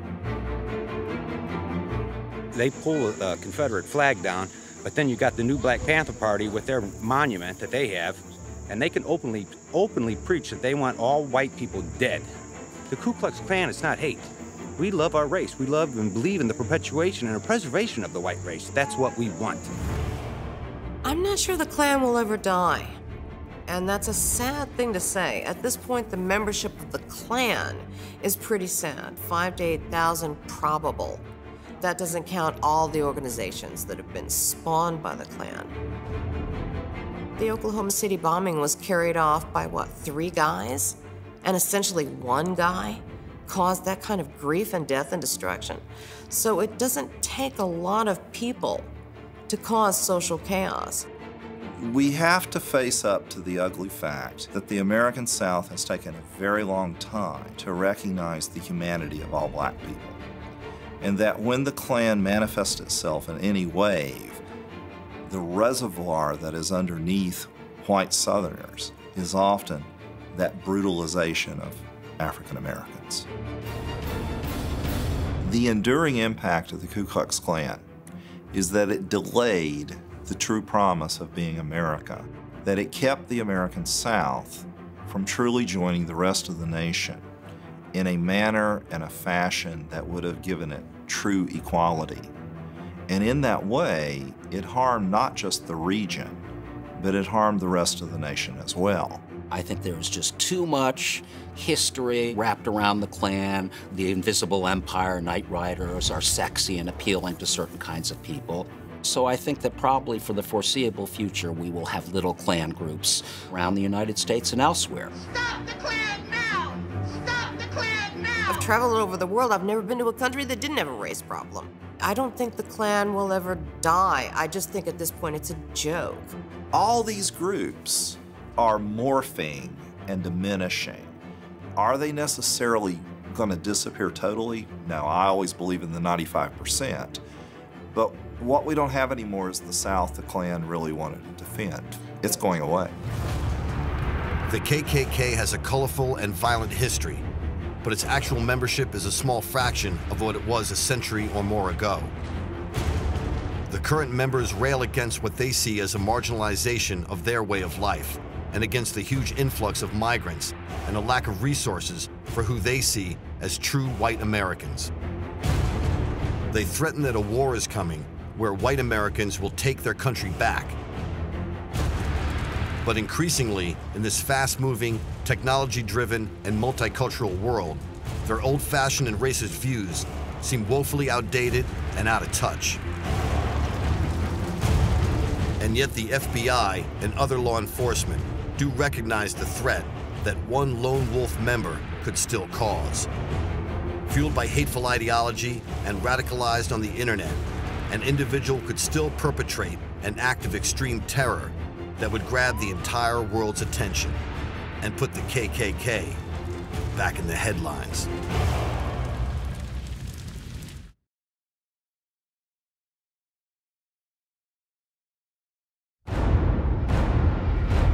The Priory of Sion is said to be a powerful, shadowy, secret society, which is believed to protect a profoundly ancient, sacred treasure.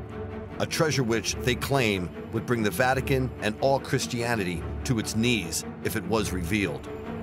The society came to the attention of the world in Dan Brown's bestseller, The Da Vinci Code, and many believe it does exist. Priory of Sion are definitely real, and they definitely still exist. I'm aware of at least 9 current members of the order. I believe there are many more. It's possibly a handful of people, but it is a front for other organizations. They are a society with secrets. Some secret ritual. Some with an esoteric base that goes back 15th, 16th century, some of it. But who are its members? And if it's real, what's its purpose? Its purpose really is to, has always been to oversee the evolution of man. It's been about nothing else. The Priory claim that they can trace their history back over 1,000 years. It's an ancient organization that goes back to the time of the Crusades, led by thought leaders called Grand Masters, people like Da Vinci, Isaac Newton.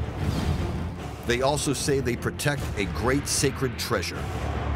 The treasure is either the body of Jesus, possibly the body of Mary, or that it's documents, that it's evidence, that it's gospels, that give evidence that the actual historic events were different to what we've got in the Bible. And we meet a man who claims to be a member of the society today. The Priory of Sion is a group of people with no strict structure. They all work towards a specific objective, studying spiritual and occult events.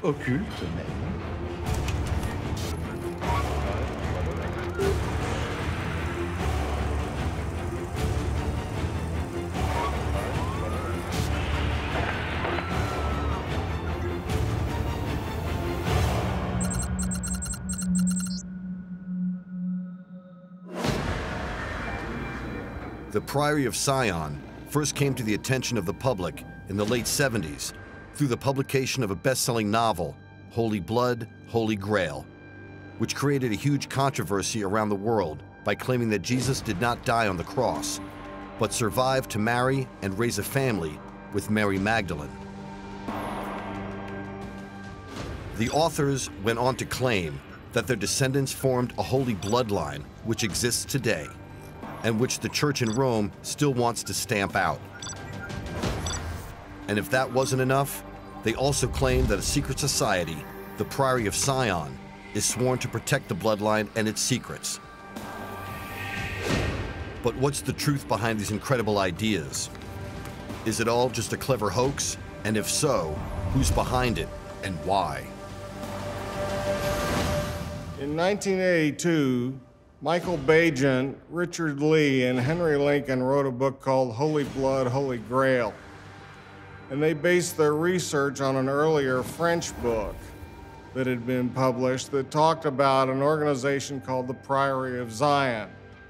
And in the book, it talks about how Mary Magdalene had fled the Holy Land and had a child by Jesus.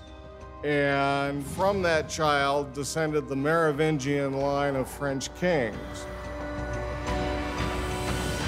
One of the purposes of the Priory of Sion, one of the reasons it exists, is to protect secrets.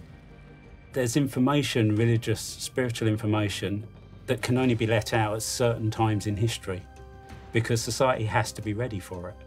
So it would be deemed heretical or explosive or shocking.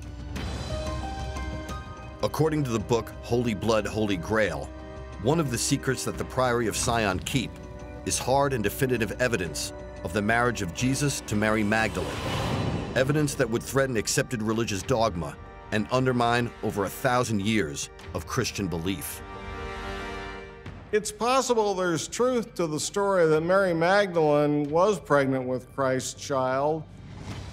There's some question about Christ being married, and it was not mentioned in the Bible because it was unusual for a Jewish man in his 30s in those days to not be married.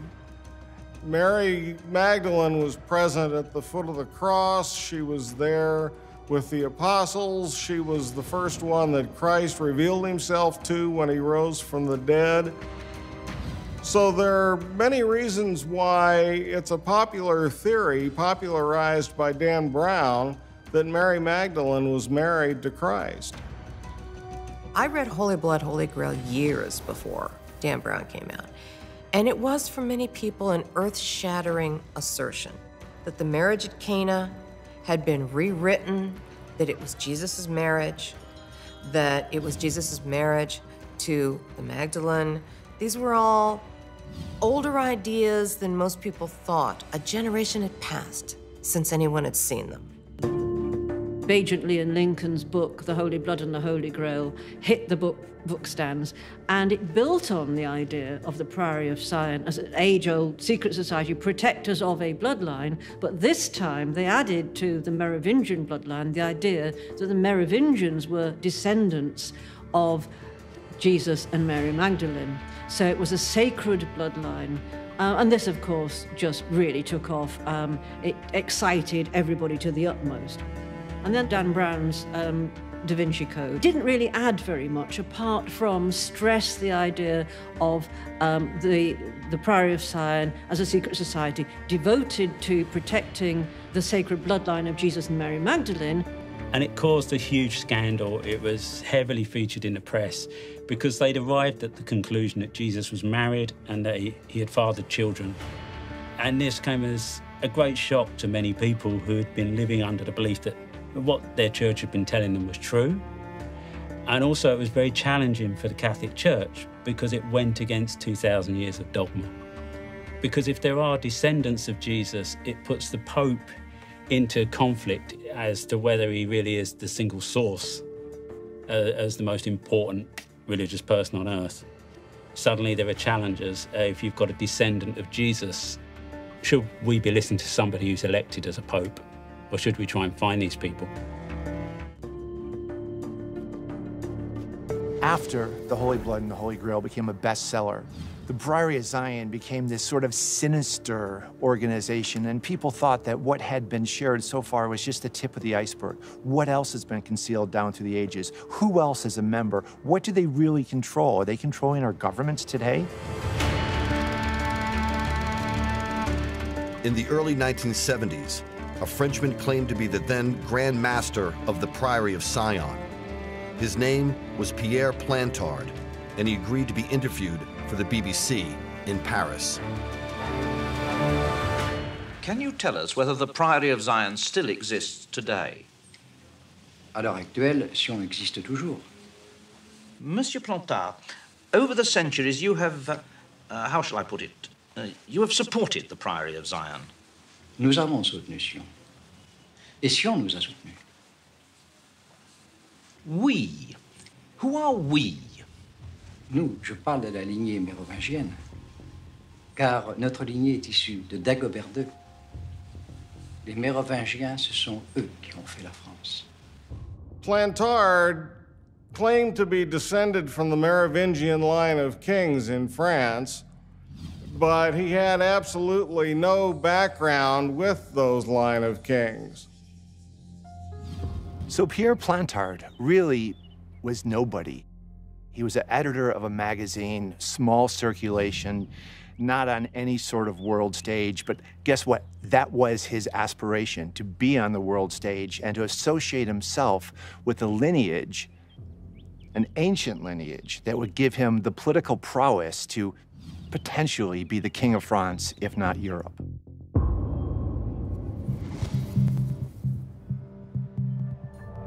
Historian and author Andrew Goff has spent much of his adult life investigating the Priory of Sion and recently tracked down the location where the Plantard interview was filmed.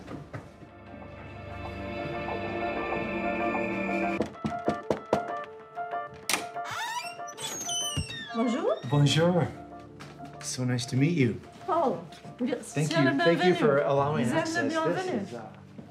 This is fantastic. So this is it. This is where the interview took place.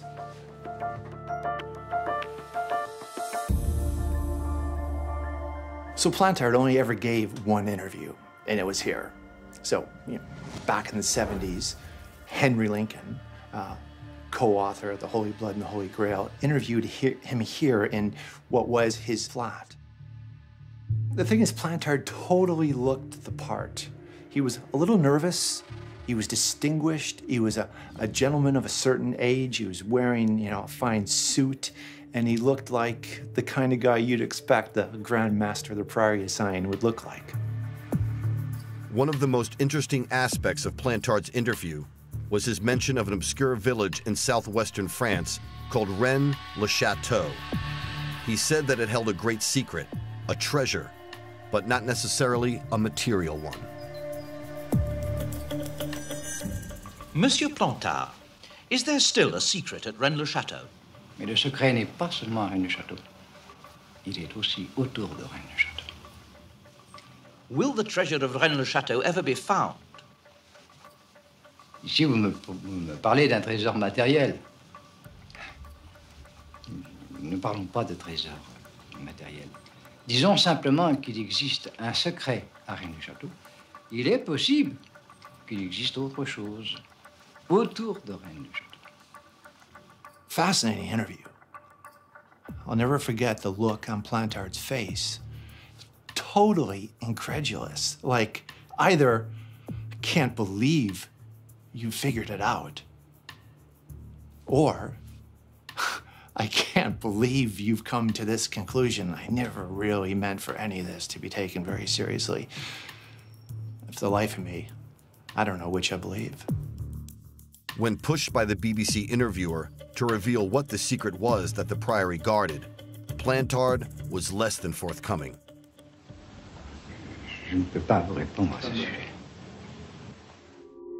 Watching the interview today, it's really amazing to look at Plantard and how he behaved. He was nervous, and he's talking about things like the Priory of Sion, and he seems relatively comfortable with that. But when Lincoln asks him directly about the mystery of Rennes-le-Château and tells him what he thinks it is, Plantard's reaction is really peculiar.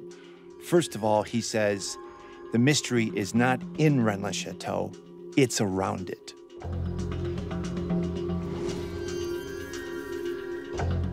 The small southern French village of Rennes-le-Château has been at the heart of the Priory of Sion mystery for over 40 years.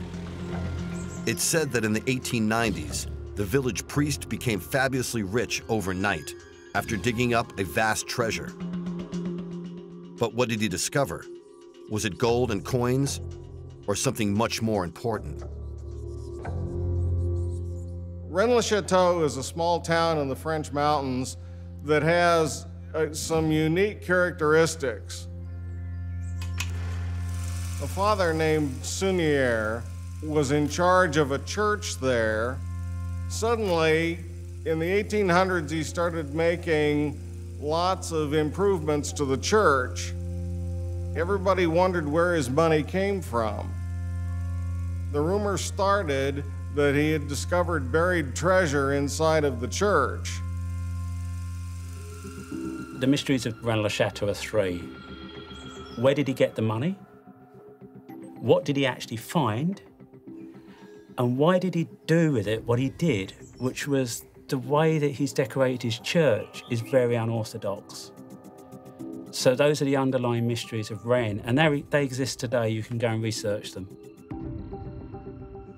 The possibilities of what Bérenger Saunier found are almost endless.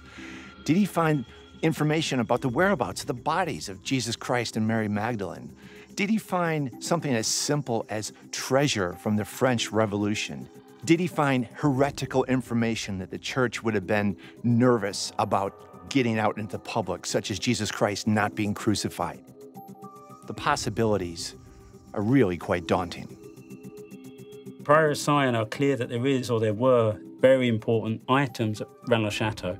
They certainly allude to there being a body, and the question is whose body? Because is it the body of Mary Magdalene? Is it the body of Jesus? The Priory of Sion is said to be a shadowy and powerful clandestine society, which guards earth-shattering secrets about the origins of Christianity, including, it said, proof that Jesus did not die on the cross and that he married Mary Magdalene and had a family. The village of Rennes-le-Château in southwest France has long been a place of mystery connected to these incredible claims.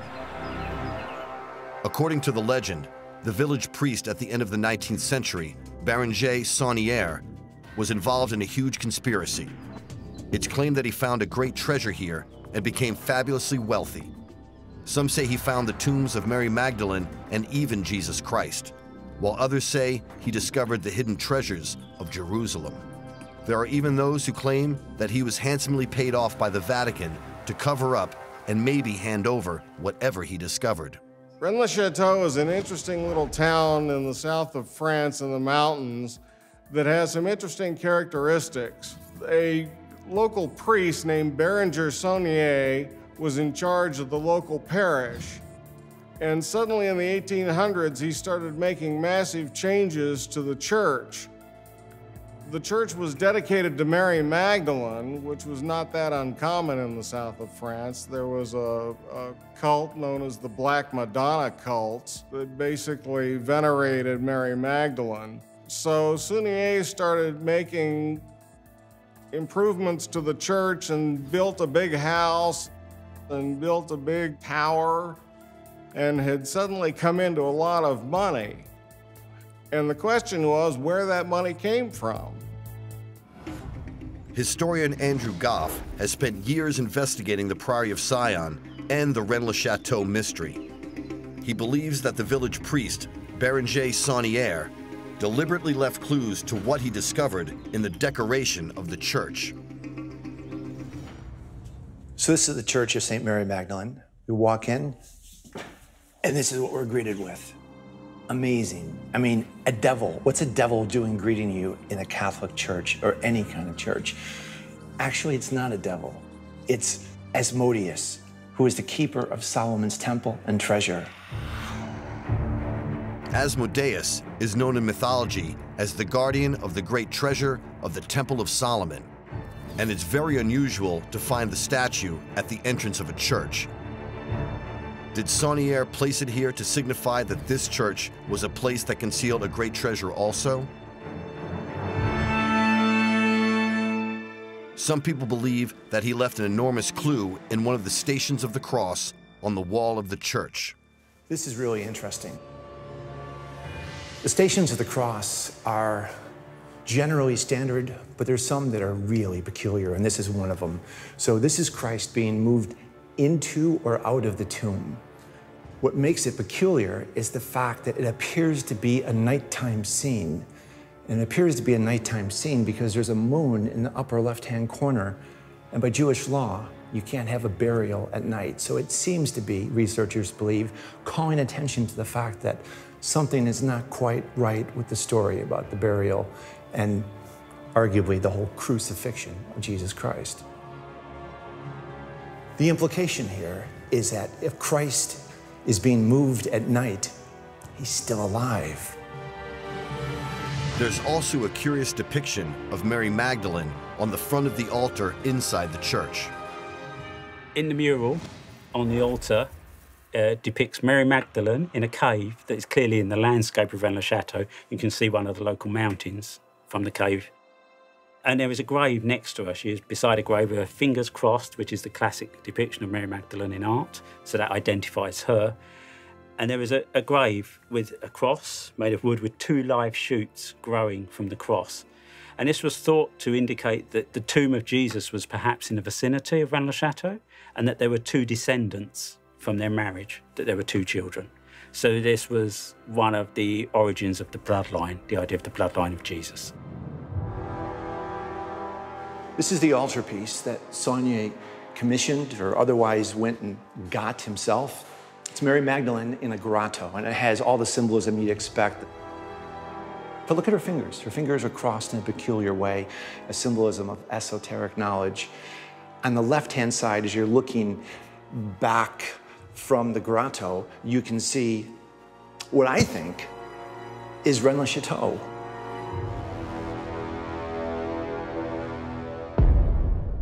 Curiously, Saunier built a tower in his garden dedicated to Mary Magdalene. On its staircase inside is a small observation window which looks out across the valley to a burial site in some local cliffs, to what many believe locally was the burial place of Mary Magdalene after she came to France. The theory went that Mary Magdalene had left the Holy Land while she was pregnant with Joseph of Arimathea and settled in southern France.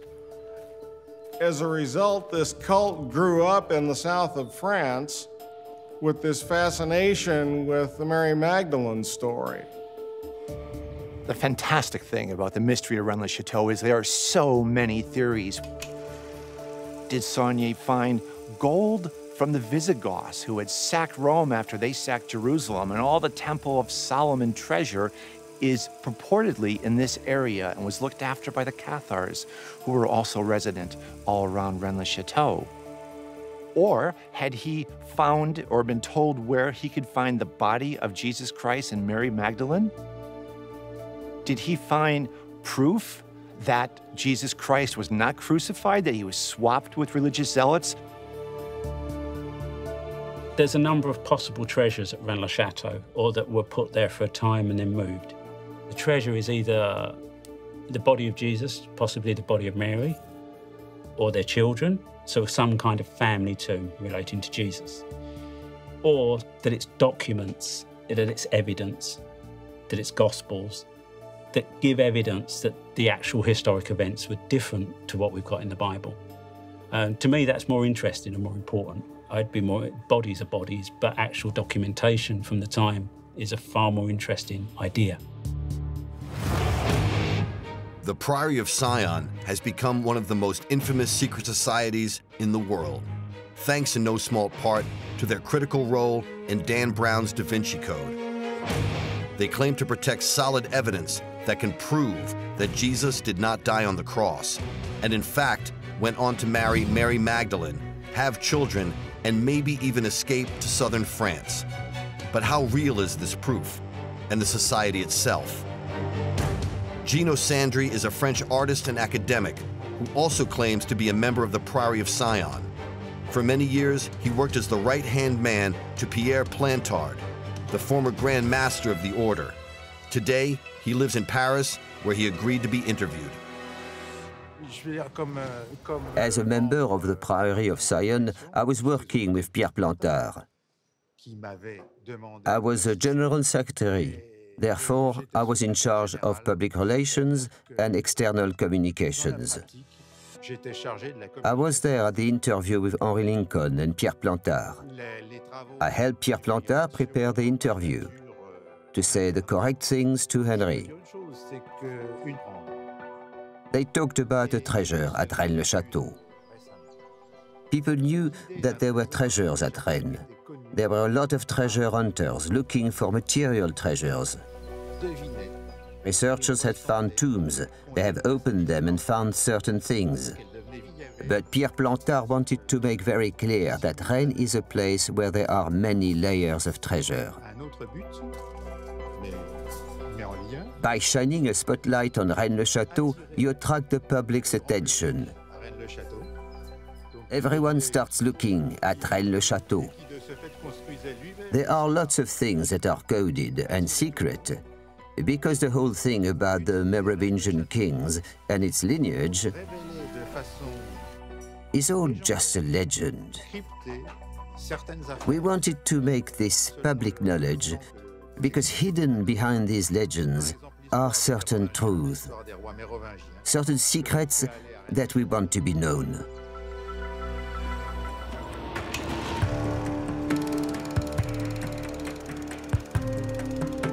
One of the great mysteries of the Priory of Sion are the so-called secret dossiers that appeared at the National Library in Paris in 1964. They purport to show not only the history of the organization, but most importantly, a list of its Grand Masters. One of the big pieces of evidence for the Priory of Sion was a series of documents that were found in the Bibliothèque Nationale in France, which is the National Archives there. And there was a list of Grand Masters dating back from the time of the Knights Templar that included all sorts of famous people like Leonardo da Vinci and Isaac Newton, Jean Le Cocteau. It's a who's who list of history. It's got Da Vinci on it. It's got all these important figures, artisans, painters, right the way through history, back to the old families. The early heads of the Priory of Sion were listed as members of the Knights Templar, the old nobility, like what would have been considered the bloodlines. There's something quite intriguing about it, because although they couldn't possibly have been Grand Masters of the Priory of Sion, for various reasons, including the fact the Priory of Sion didn't exist until 1956, they're not random names. Yes, they're famous names, but they all had something in common. They're all interested in esoteric subjects. And it wasn't usually well known by the general public or even historians that Isaac Newton was an alchemist, or for that matter that Leonardo da Vinci was into esoteric stuff. I mean, that's fairly recent information. Whoever compiled the list had inside information about esoteric matters and who had been interested in it over the centuries.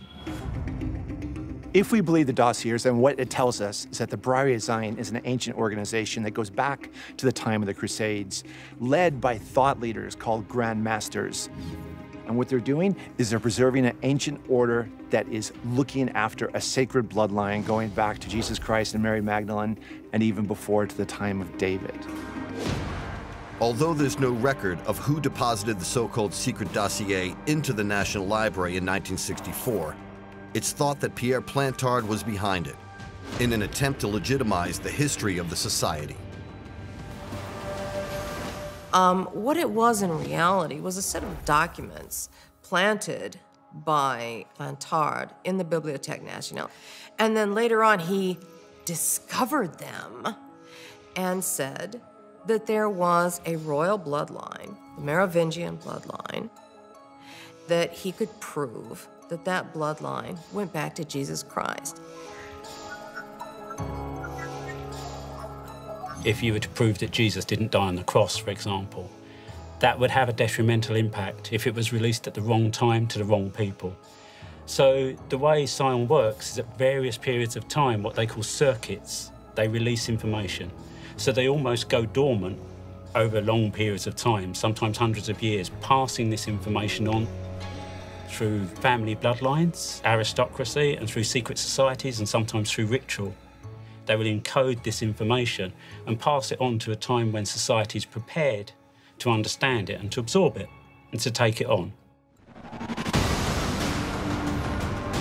One of those who claims to be passing this information on is an Englishman, Nicholas Haywood, who says that he is a spokesman for the Priory of Sion today, albeit in an unofficial capacity. He says they are a real organization, which is still very active today. Represent the underground stream of vital knowledge, vital to man, man's evolution, man's past, for there have been many civilizations of man, far more than people think. I mean, and its purpose really is to, has always been to oversee the evolution of man. It's been about nothing else, although, of course, it is esoteric, yes, in its nature. It is also mystical. It has to be, because man's origins are mystical. Normally, members are not permitted to divulge their membership. In fact, it's normal for them to deny it, even to the point of being, even though it may cause them legal problems, it may cause them political problems, it may cause them bankruptcy, it may cause them all kinds of unpleasantries, but that is part and parcel of the deal. Unless, of course, you agree to act as a spokesman, then obviously. I only know of 2 spokesmen for the Priory of Zion. Who are they? I'd rather not say. I mean, I'm acting as one. But in terms of numbers, what would you say? I'm not permitted to tell you what the numbers are. That was one thing that was made plain to me. They are a society with secrets. Some secret ritual, some with an esoteric base that goes back 15th, 16th century, some of it. The point is often made that this goes back a long time. This is a question of honor. And if a man can't be trusted to keep the secret of a handshake, or the secret of a ritual, or an entrance password, how can he be trusted with anything else? That's not exactly a secret society. That's a society that has some secrets.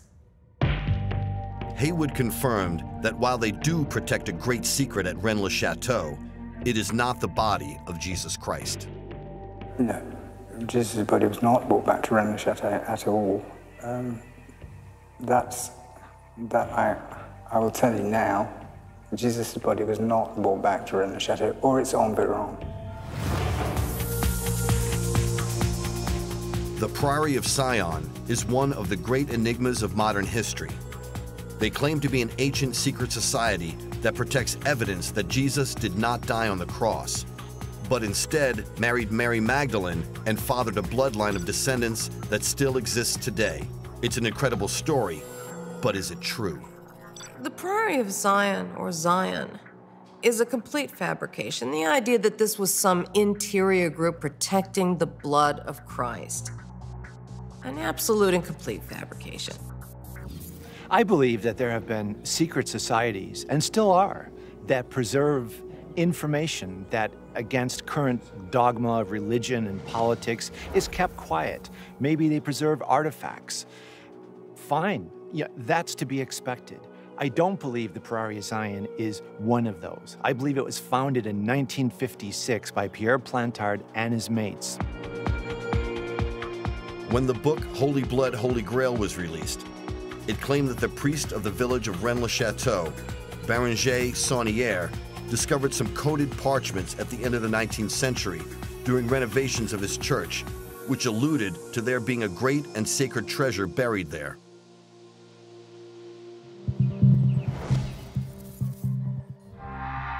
Artist and author Jean-Luc Chimay claims that a French aristocrat, Philippe de Chérissé, wrote and compiled these parchments alongside Pierre Plantard, and that the whole Priory of Sion affair was just an elaborate hoax. What's more, he claims to still have the original papers to prove it. This is the dictionary of Bible that used Chérissé to do the parchments of Rennes-le-Château. He claims that de Chérissé and Plantard lifted some text from an old reference book to create the coded parchments that were revealed to the world in Holy Blood, Holy Grail. They then added certain keywords to the text, including Sion, to make it say what they wanted. It is the beginning of the story. If there are no parchments, there are no story. It's clear. According to Chomay, Pierre Plantard warned him not to go public with what he had seen, and therefore not reveal the huge hoax that they were hoping to pull off. He gives me this, and he say to me, don't publish that, just 20 years after my death. Plantard was claiming to be descended from the Merovingian line of kings, and that he was in fact in line to be the next king of France. This is something that he desperately wanted, and he was using the dossiers that were discovered in the Bibliothèque Nationale to back up his claim. Plantard and his colleagues built the Rennes-le-Château mystery into their idea of creating the story of the Merovingian kings of France and their sacred bloodline. It was brilliantly done, you know, imposing one story on the other. The whole idea that you could fake a lineage and become a king as a result of it, you know, that's something I think would have worked maybe 500 years ago in medieval days. It's not going to work in the 20th century. There's no way. It's amazing to me that they weren't laughed out of Paris, laughed out of France when they tried in the first place.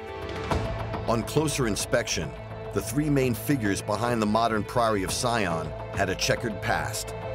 So how much can we really believe them? Philippe de Chérissé was a disgraced and penniless aristocrat. Gerard de Sède was a struggling author, and Pierre Plantard was a convicted fraudster. There's a white elephant in this story. It's the fact that Plantard, de Chérissé, and de Sède, you know, their ambition to create this hoax, it should be applauded. It is amazing. It is a long con, and I don't think they ever dreamed they would be as successful as they were. What were they trying to do? They were trying to write history, to rewrite it, to create an expectancy about who should be the King of France. Plantard was a con man whose reputation went back for decades. He had a history of starting these organizations and claiming hundreds or thousands of members that never had more than 1 or 2 people. And in fact, the Priory of Zion was started in the 1950s as an organization to lobby for better public housing. and had nothing to do with the line of Merovingian kings or the body of Christ or anything else. When you make a claim like you are the rightful heir to the throne of your country, or even if you insinuate that, guess what? You know, that's not going to be welcomed very cordially. So the courts got involved and said, excuse me, you know, we have a system here, elections. What are you trying to say? You should be king? Didn't go down well. And they took him to court. And as you might expect, he had to admit, and did admit, that he made it all up. It was a fraud.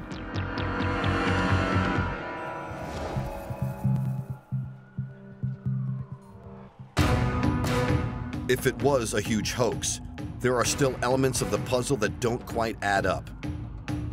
In 1963, French artist and former Grand Master of the Priory of Sion, Jean Cocteau, painted a mysterious mural in a church in London's West End.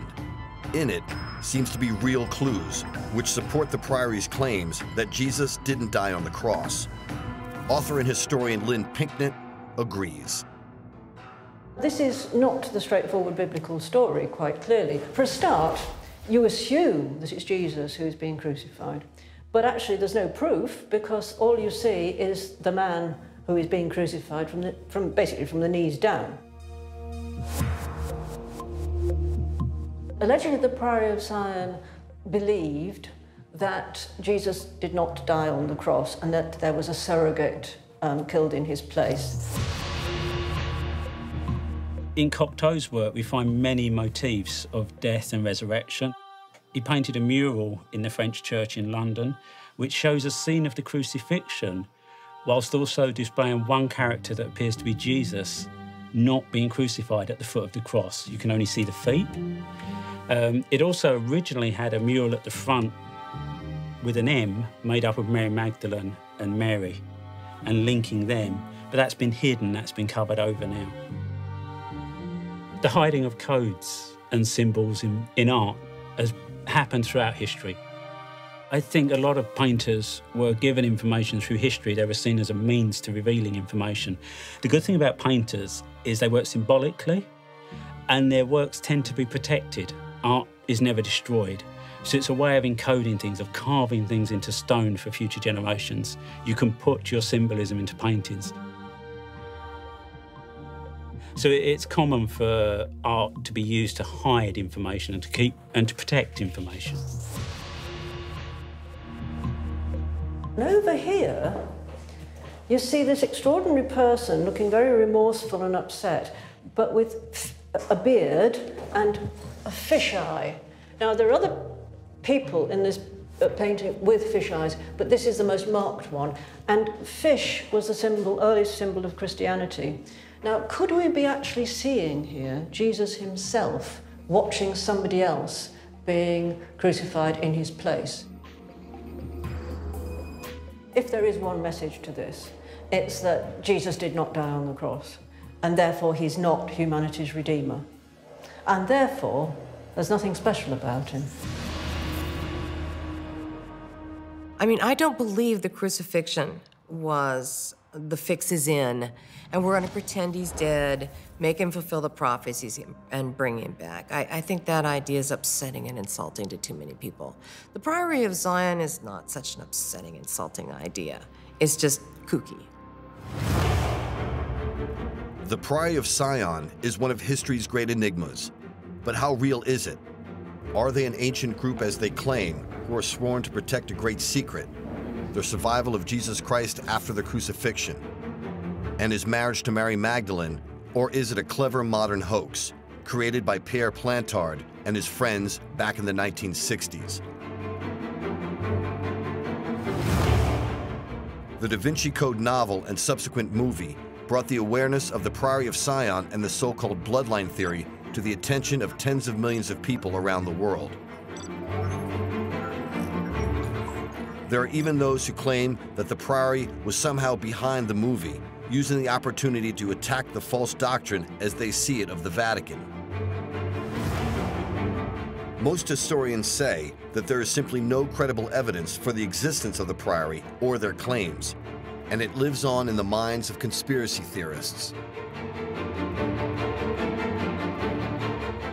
But there is a growing acceptance that the truth about Jesus and his life could well have been distorted and changed down through the centuries, and that we are moving towards a time when an altogether different and possibly more human figure might emerge as the leader of Christianity for a new millennium. The aim of the Priory of Sion is to further mankind. It is always to further mankind for its betterment. And that may mean breaking a lot of religious dogma, a lot of societal mindsets, a lot of nationalism, a lot of things like that that restrict people and hold them back. So there'll be various opportunities in history where if the right information is released, enough people will recognise it and will feel internally that it's closer to the truth than what they're being told. The thing about the Priory is it's a bit like a magpie in the sense that it picks bits of myths and legends and puts them all together to make this mystifying but extraordinarily enticing and romantic story that just draws people in. I don't think there's very much that you could find that would change the essential beliefs of Christianity. I really don't. I don't think the discovery that Jesus might have been married upset people as much as you might have expected. I don't think it would have changed too many people's faith. Christianity is too deeply ingrained in what we believe. I don't believe the Priory of Zion is real. There may be people who claim to be members today, but I don't think there's an organization around anymore. There's too much evidence that Plantard was planting all this stuff and making up these wild stories that I just don't believe that there's anything to them. We don't know for sure if there's a Priory of Zion or not. They come out in public a little bit, they lift the veil for a week or two, give us a quote, and they run away and hide. So I'd like a little bit of coming forth. I'd like a little bit of validation that they exist. Everything to do with the Priory is like a kaleidoscope, you know. You shift it and you shift it and you see little bits that might seem to go together, and then you shift it again and you think, oh, it's all come together, and then it starts moving again, you know, into fragments. Because no one explanation ever works on any part of the Priory of Sion mystery. Priory of Sion have existed for a long time, but they've used different names, and that's why they're so hard to trace and easy for people to say they don't exist. And it's a way of protecting information through history. You create an underground stream of information that you pass through different groups, and then at various points in history it's brought back together and it's released, a piece at a time. It's possible that what's claimed to be the core secret of the Priory of Sion is in fact true. That Jesus married Mary Magdalene and then fled with her to France to avoid further trouble with the authorities in Jerusalem.